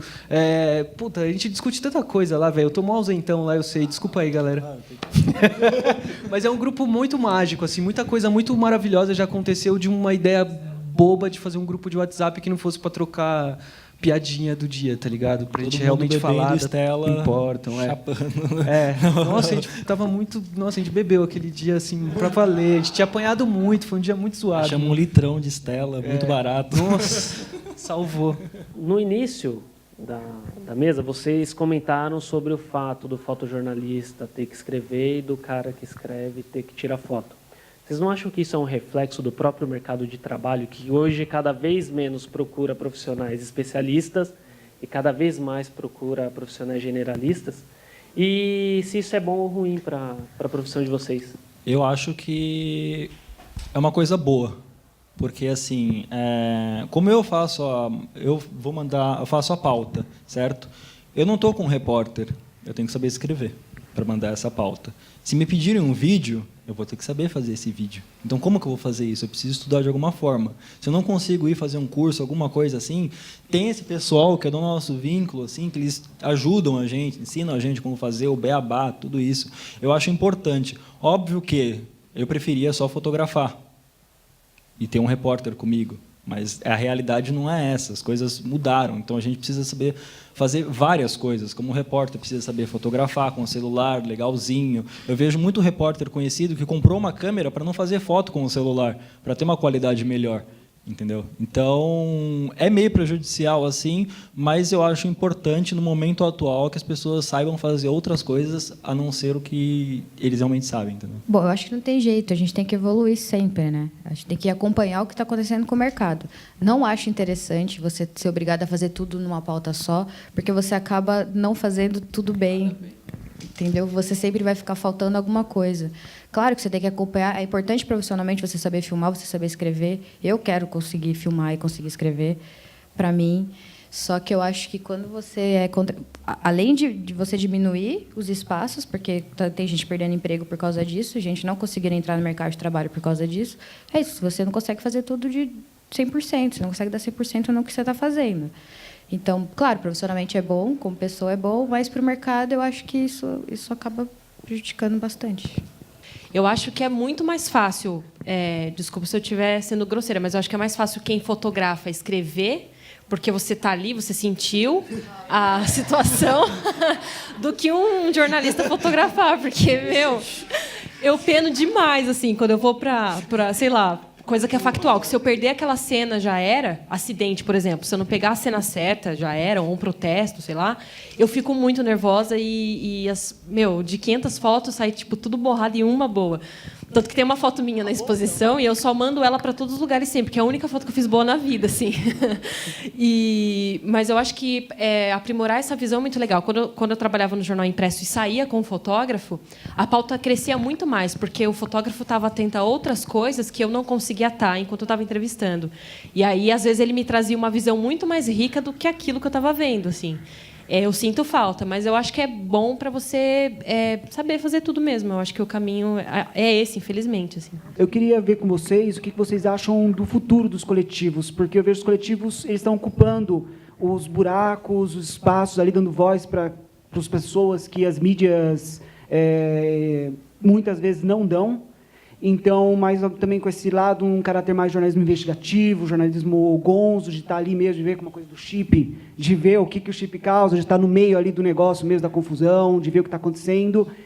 E teve essa evolução que vocês falaram. Tem pessoas que não querem falar porque acham que os coletivos ainda são pequenos, só querem falar com a mídia tradicional. Só que, ao mesmo lado que eles falaram, os estudantes, que preferem dar voz, espaço para os coletivos, porque eles não se veem só como umas aspas, eles se veem de verdade como protagonista ali, que eles veem que eles estão no meio, que está escutando, e que eles vão terminar, o que vai sair no jornal, lá no final, o que vai sair no coletivo, na internet, vai ser o que eles falaram de verdade.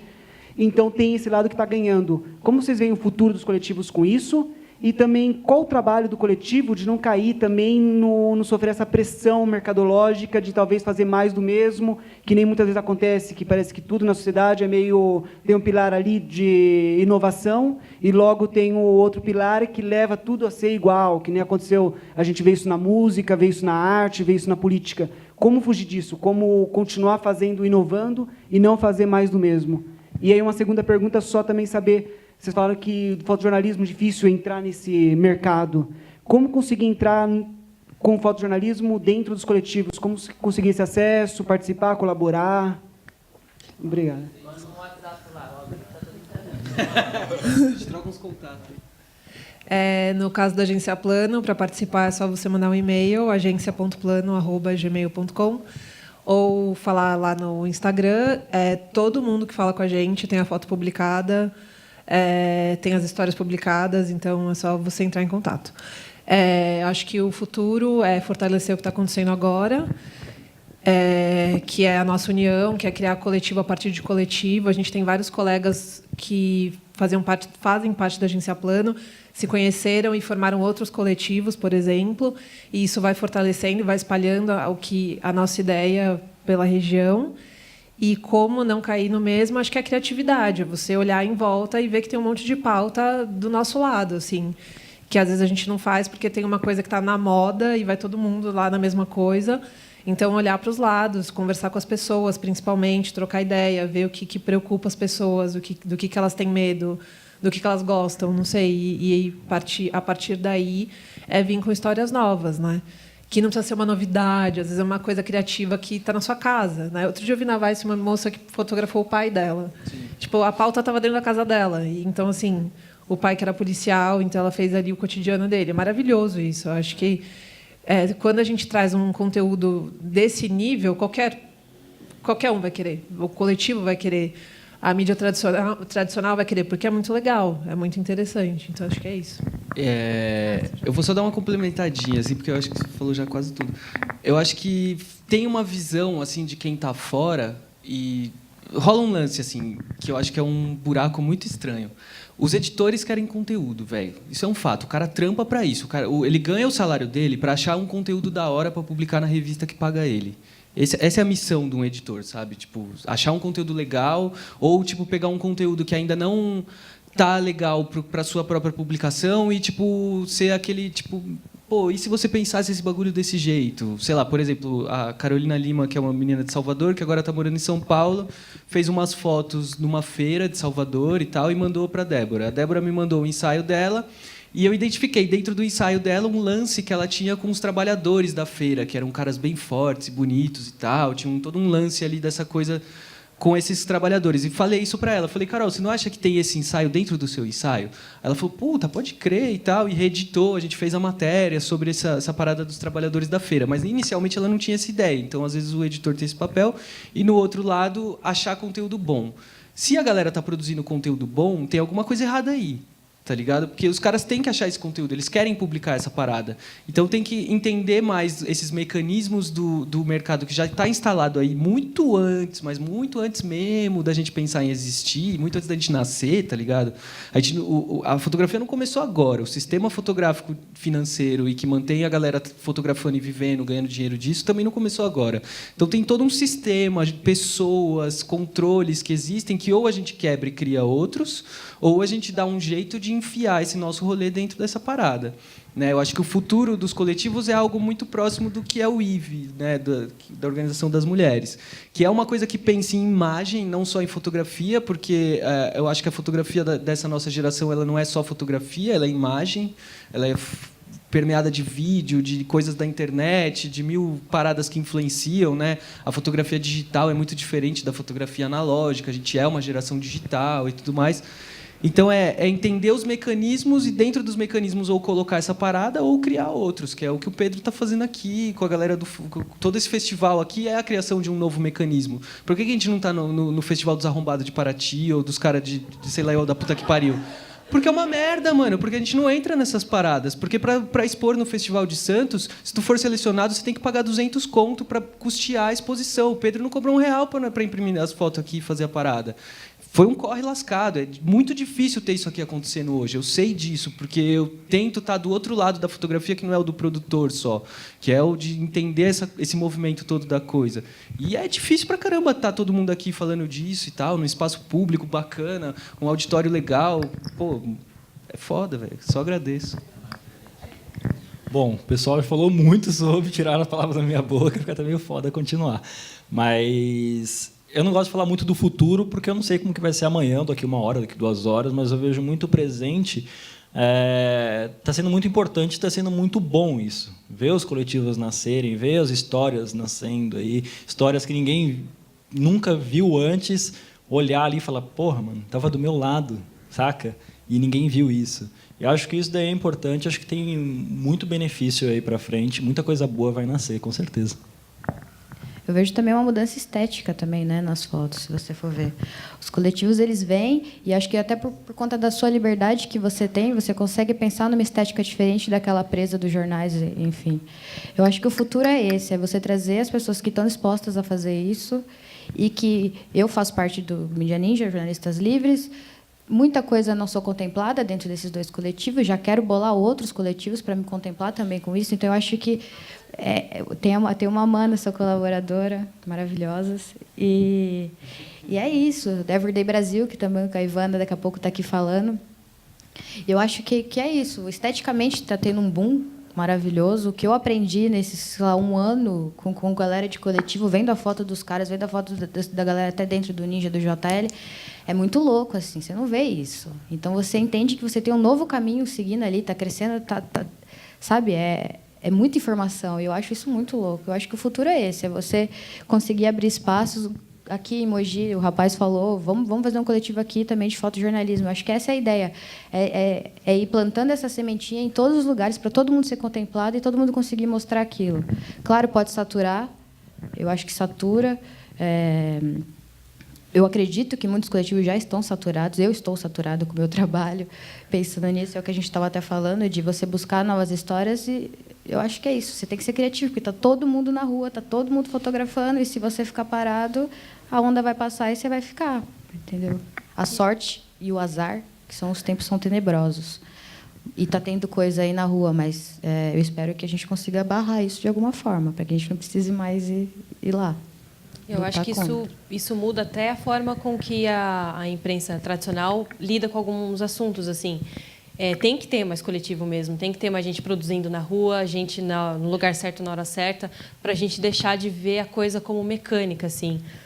Na redação, a gente tem, infelizmente, esse jeito de trabalhar um pouquinho mais engessado. Né? Você tem uma rotina de trabalho, uma carga horária, você precisa respeitar isso. Né? Então, muitas vezes, tira a chance de fazer uma coisa mais natural e mais verdadeira. Assim. E o coletivo traz isso para a gente observa isso muito como verdade. Assim. Esse ano, a gente fez acompanhamento de uma pauta, que é uma festa tradicional em Mogi, que é a Festa do Divino, e todo ano a gente tem que cobrir ela e tem que seguir uns ritos aí de publicação para que isso seja feito uma atualização ao vivo, enfim, em tempo real. E isso tira muito a nossa liberdade, porque as fotos acabam sendo muito secas de um movimento que é muito cultural. E aí, pensando nos coletivos, por conta dos coletivos, a gente teve a ideia lá na redação de fazer um outro ensaio, depois que a gente já tinha publicado todas as matérias, só com foto da galera que estava na rua. Então, entrou só foto artística, fotão assim, do Divino. Entrou foto do Pedro, entrou foto da Letícia Galo, que estava aqui na outra mesa, entrou foto das meninas, umas meninas que trabalhavam na rua, outros fotógrafos que foram lá só para fotografar, porque gostam de fotografar. E a gente fez uma galeria só com essas fotos, porque pedia, sabe? A nossa cobertura jornalística ficou um pouco assim, viciada, porque é a rotina, sabe? Então, a gente noticiou a Festa do Divino e trouxe o que teve ali no dia de um jeito meio... Eu que fui fotografar, inclusive, eu acho que minhas fotos foram frias, assim, porque eu estava preocupada em registrar a cena só. Eu não consegui ter aquele olhar artístico que as fotos dos coletivos trouxeram para a gente. E a galeria foi um sucesso, assim. Ela ficou sendo acessada, às vezes a gente consegue monitorar, até hoje ela tem acesso, porque as fotos são muito bonitas e revela uma força cultural muito legal que no dia a gente não conseguiu levar para quem estava lendo. Então, assim, façam coletivos, que isso muda muito, assim, o nosso trabalho é muito importante. Só para completar também, eu acho que o coletivo ele vem para poder apertar aquela mídia tradicional, porque assim, é o que você falou do fotógrafo, que ele tem o trabalho dele autoral, só que ele ganha dinheiro com outra coisa. A gente também tem que pensar em evoluir esse lance do coletivo para que a gente consiga também capitalizar isso. Entendeu? É importante ter essa discussão, porque é legal, porra, tá aí, mas ninguém vive da militância e a gente precisa poder mostrar o nosso trabalho, e esse trabalho tem que chegar para todo mundo.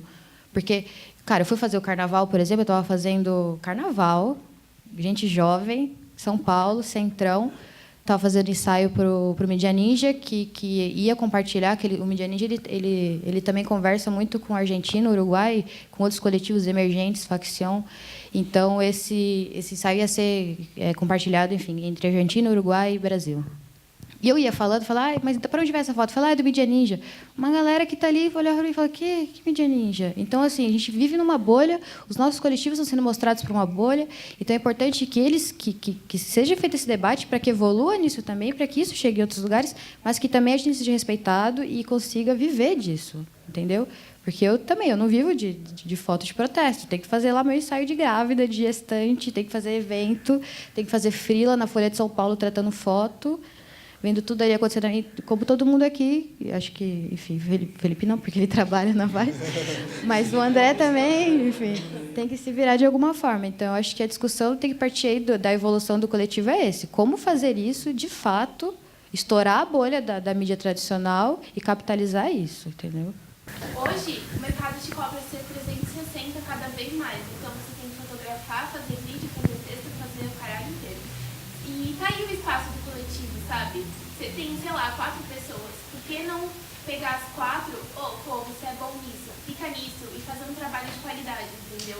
Pra você quebrar esse engessamento que tem na mídia tradicional. E aí tá seu espaço, cara.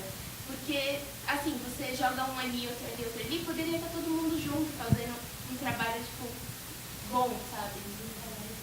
Então, muita coisa, acho que do que eu queria perguntar e tocar no assunto, a galera foi descendo já em cascata, já nas perguntas, mas só que, assim, tipo, eu sou de Santo André, tipo, nasci nos anos 80, filho de metalúrgico, e algo que é muito claro para mim da minha infância, assim, nos anos 80, começo dos anos 90, são os movimentos sindicais no ABC.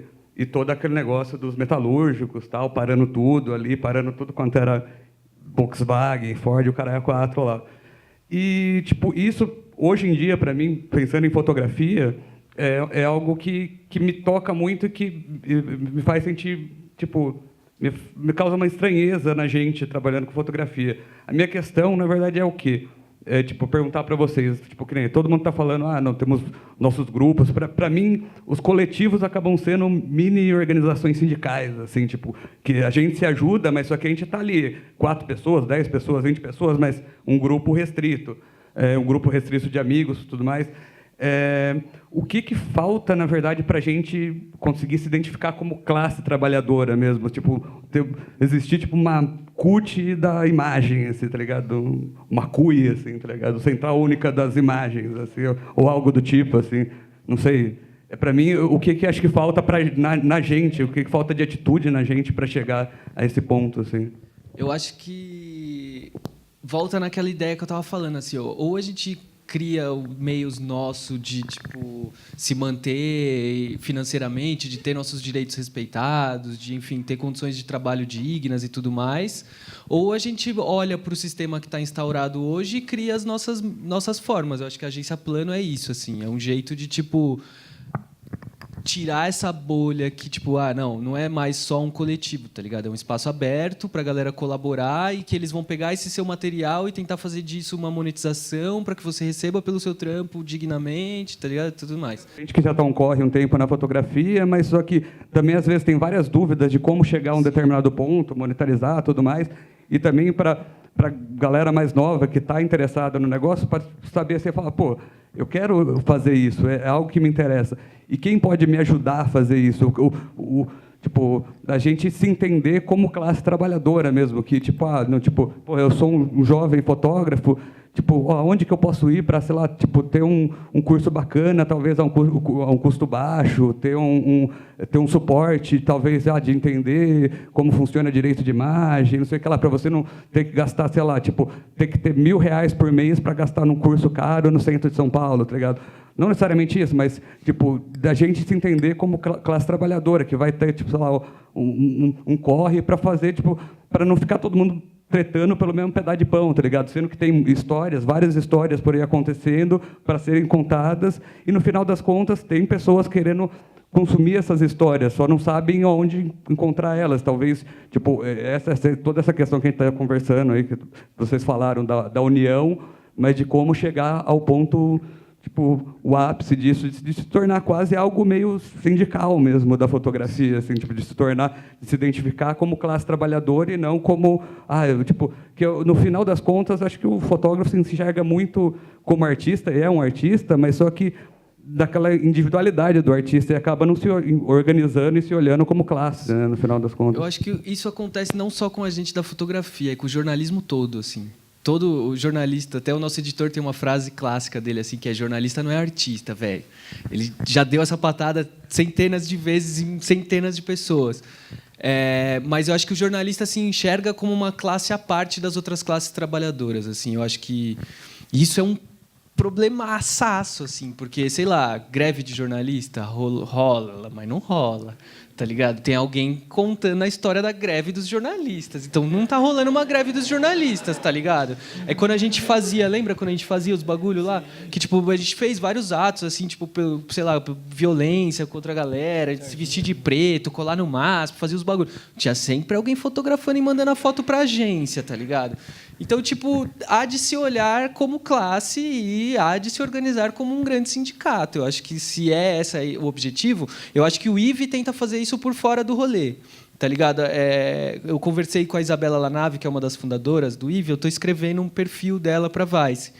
E nessa conversa, ela me contou muito esse lance do sentimento das mulheres, de olhar para o mercado da fotografia e da produção de imagem como um todo, no cinema, etc., e não enxergar mulheres trabalhando nesse local e além disso, se sentir injustiçada profissionalmente. Assim, a Isa fala muito do lance do cinema, por exemplo. Tipo, quantas diretoras de fotografia tem no cinema, mas quantas produtoras tem no cinema? Tá ligado? Tipo, então, parece que tem algumas funções na produção de imagem que historicamente foram destinadas a homens e outras funções que foram destinadas a mulheres. Então, a organização do IVE, me parece, vendo de fora e tudo mais, tem um pouco esse objetivo de chacoalhar o mercado e não só um lance de, tipo, somos mulheres organizadas, estamos juntas aqui e tal. Tanto é que o primeiro nome era Associação de Mulheres da Imagem, não era? Então, eu acho que esse barato de associação, essa coisa do tipo, vamos nos associar, formar um grande grupo sindical, vamos lutar pelos nossos direitos, vamos, mano, sei lá, fazer uma grande greve e ninguém mais manda foto pra agência durante um dia. A gente tentou fazer isso várias vezes, né, velho? Nunca dava certo, tá ligado? Tipo, porque é foda, mano. A gente é dependente de um sistema financeiro explorador. A produção de imagem, texto e qualquer coisa do jornalismo, tipo, não remunera. Alguém aqui que trabalha com jornalismo é CLT? Juro, levanta a mão, porque acho que eu sou o único. Tem 3 aqui na sala, sei lá, tem maior galera aqui que trabalha com jornalismo. Tipo, não existe mais o CLT para o jornalismo. Isso acabou, foi tirado da nossa classe esse direito, tá ligado? Todo mundo é PJ, todo mundo não tem direito a férias, todo mundo trabalha que nem um filho da puta e ganha pouco. Quem tá fora, então, tá trabalhando o triplo para ganhar metade, tá ligado? Então, há de se pensar muito no nosso modelo financeiro da produção de imagem. Assim, eu acho que todo movimento que vise isso, que eu acho que foi o início dos coletivos e que não pode se perder, tá ligado? Fundamos os primeiros coletivos porque o sistema de remuneração e de relações trabalhistas da fotografia é uma merda e a gente não se encaixa nisso mais, tá ligado? Tipo, o sistema da agência pode funcionar para quem não vive só da imagem, tipo. Tem histórias incríveis de motoboy que vende foto, de trânsito, sei lá, tem um monte de história de gente que fornece foto para agência, mas, mano, aquilo ali não tem como ser o meio de vida de ninguém, tá ligado? Não dá, mano. É muito escravizador, é muito triste, é muito pesado. Então, eu acho que há de não se perder esse início da ideia, que era, pô, a gente está sendo massacrado mesmo, todo mundo que está querendo produzir jornalismo está sendo massacrado e por isso a gente se organizou em coletivos para tentar de alguma forma que eu, o André, a Tuane juntos, por exemplo, possa fazer muito mais barulho do que eu sozinho e tentar furar essa bolha que foi criada num sistema de proteção das pessoas que já estão no sistema. Acontece isso com os festivais de fotografia também, tá ligado? A gente está aqui fazendo esse festival do Pedro é porque os outros festivais criaram bolhas que têm curadores e pessoas ali que determinam o que é a fotografia e não, aquilo não é, velho. Tipo, não é há muito tempo. E aí, além de tudo, quando você tenta furar essa bolha, como eu já tentei várias vezes, não sei se a molecada aqui já tentou, mas eu tentei muito, mano, entrar nesse rolê, ter minhas fotos em galeria, participar de festival. É quase impossível, tá ligado? Os caras não te querem nesse rolê. Porque ele é nosso, a gente já está vendendo nossas fotos. Pô, por que eu vou vender a sua, você já vendeu do André? Tá ligado? Tipo, e eu já tenho os meus consumidores, entendeu? É difícil quebrar um sistema que já está instaurado. E o IVE veio por isso, e eu acho que talvez seja um modelo interessante dos coletivos serem grandes uniões de coletivos lutando para que esse sistema seja, de alguma forma, alterado. E volto a falar, a galera da produção de texto, todo mundo que trabalha com jornalismo está no mesmo barco, tipo, é a mesma coisa. Só levantando um pouco o que estava falando aí, disse tudo, sobre o que a gente tentou fazer várias vezes. No futebol, eu trabalhei 3 anos com futebol, fotografando futebol. E, assim, para quem está em agência, é onde você ganha dinheiro.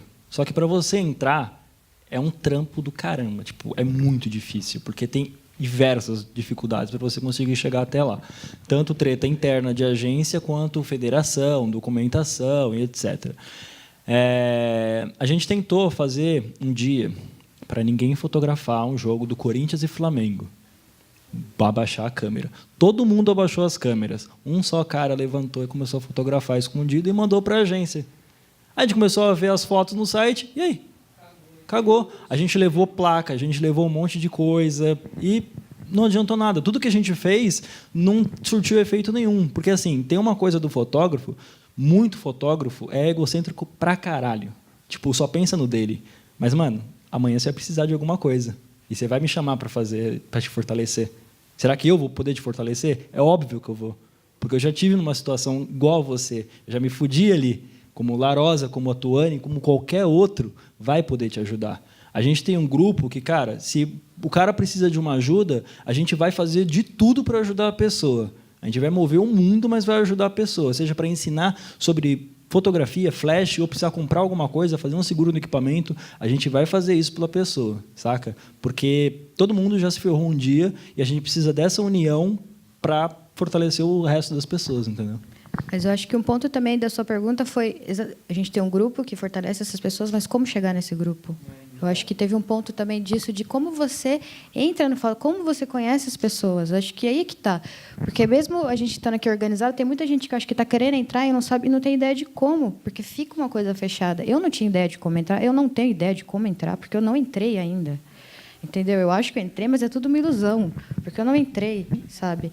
Então, eu acho que o coletivo vem disso. Uma provocação que a Anaí fez para mim, quando eu encontrei com ela, a gente gravou, ela perguntou o que minha geração esperava, e ela falou que o que acha muito preocupante também dessa nova geração, apesar de todas essas revoluções que a gente está fazendo, é que, apesar da palavra coletivo, ainda é muito individual, porque o coletivo está ali, e aí, de repente, ele começa a brigar com aquele outro coletivo ali, e é o que você falou, é um coletivo que são ali 10 pessoas, para você conseguir entrar, você tem que passar por algum processo que também, às vezes, ninguém sabe. Como é que eu entro no Media Ninja? Como é que eu entro no Choque? Como é que eu faço parte das mamanas, sabe?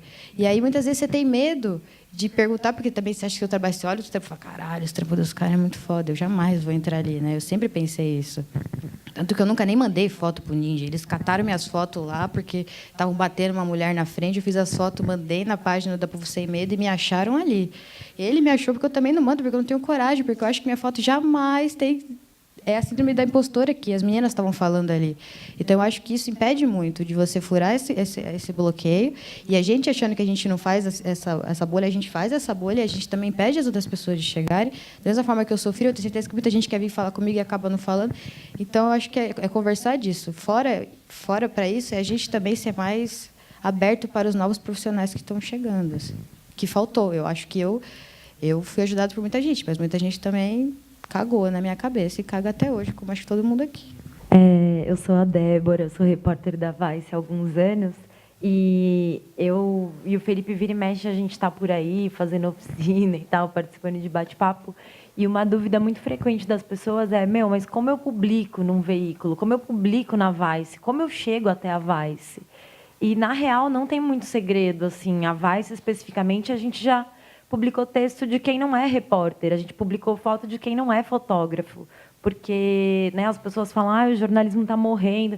Não está morrendo, assim, o que está morrendo é como a nossa profissão funciona. Tipo, é isso, é todo mundo CPJ, é você não ter vale alimentação, é não pagarem o seu busão, é você ir cobrir um protesto, você vai passar fome, frio, água, você vai ficar sem mijar, você vai ganhar R$11 numa foto. Né? Então, acho que a gente tem que começar a pensar como contar essas histórias e como entrar em contato com esses veículos. A Jamile falou da dificuldade. Eu também sou repórter e, às vezes, eu também, apesar de sempre ter fotografado como hobby, às vezes eu também preciso fazer foto e eu sinto uma dificuldade do caralho.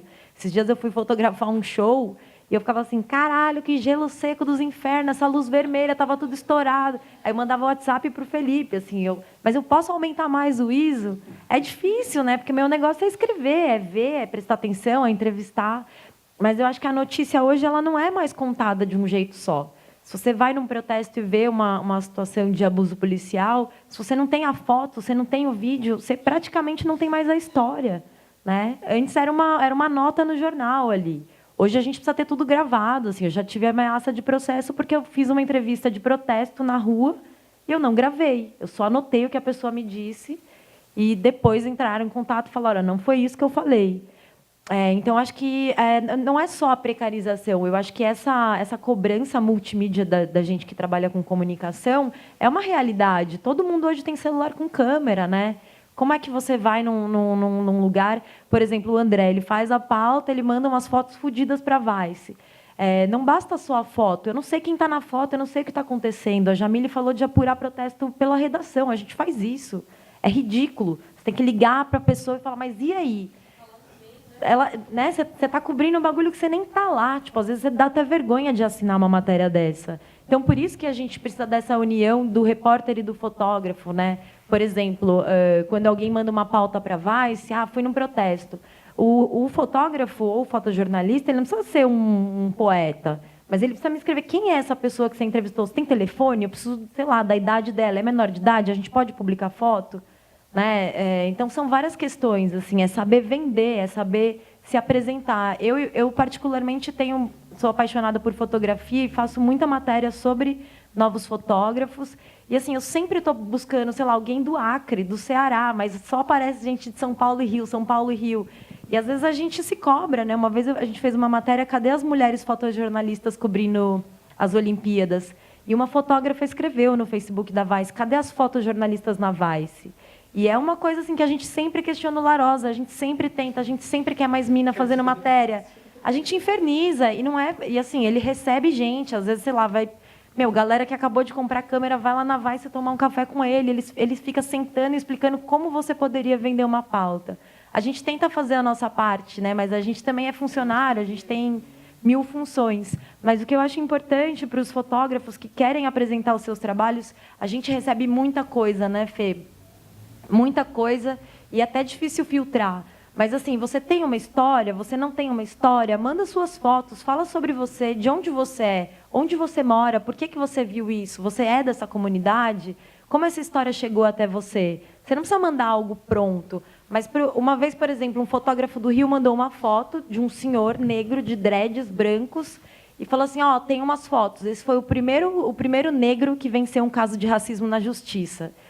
Eu sou repórter, eu sou sanguessuga de história. Eu fico no ônibus, prestando atenção no que as pessoas estão falando com a mãe no telefone. Quando caiu essa foto, eu falei, puta que pariu, que história é essa? Como assim? É o primeiro cara que venceu um caso de racismo na justiça. Aí eu dei um Google e eu vi que o El País já tinha feito uma matéria com esse cara. Aí eu falei, bom, recorte, como a gente repensa essa pauta? A gente ficou 3 meses com essas fotos lá, e eram uns retratos lindos do cara, com uns dreadzão, assim.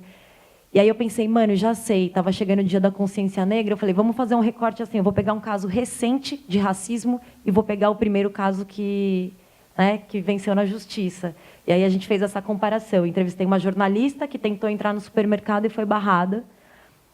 uma mulher negra, e peguei a história do Easy, que é esse senhor que era uma criança ainda na época. Ele foi meio que adotado por uma família e ele começou a estudar numa escola de crianças brancas e ricas, e os pais falaram: a gente não quer os nossos filhos com uma criança negra. E, enfim, virou uma história incrível e veio de um fotógrafo. Depois vieram fazer TCC comigo para falar: como você conseguiu essa pauta? Eu falei: olha, eu não consegui nada, essa pauta chegou. Um fotógrafo veio para mim e falou: eu conheci esse cara. Então, às vezes, é saber apresentar para a gente trabalhar juntos, né? A Vice é super aberta, a gente recebe e-mail de todo mundo. Às vezes a gente fala: essa pauta não rolou, não foi isso. A própria Caroline Lima, esses dias eu falei com ela assim, falei: Carol, ela veio para São Paulo agora para morar. Falei: Carol, o seu Instagram só tem foto de celular, cadê suas outras fotonas? Ela: não, mas aqui é a minha ideia. Falei: não, mas a gente, para você entender, eu e o Felipe, a gente caça fotógrafo, às vezes, pelo Instagram. Está acontecendo alguma coisa... exatamente. Às vezes está acontecendo alguma coisa, a gente não tem. Quem estava lá, não sabemos qual cidade que é, que estado que é. A gente vai no Instagram e fica procurando.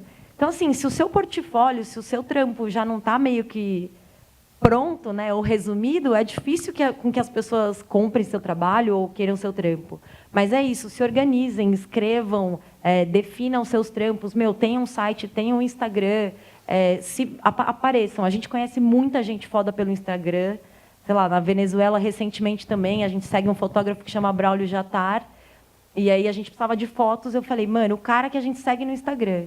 E muito trampo surge assim. Obviamente, a Vice não paga o que a gente gostaria de pagar, o Felipe fica chorando, a gente fala que ele é o sindicalista, fica brigando com todo mundo, quer pagar todo mundo melhor, não tem dinheiro. Mas é foda para todo mundo, para a gente que é repórter também, mas acho que repórter e fotógrafo e fotojornalista a gente pode trabalhar mais em equipe também, já que vocês falaram tanto de coletivo.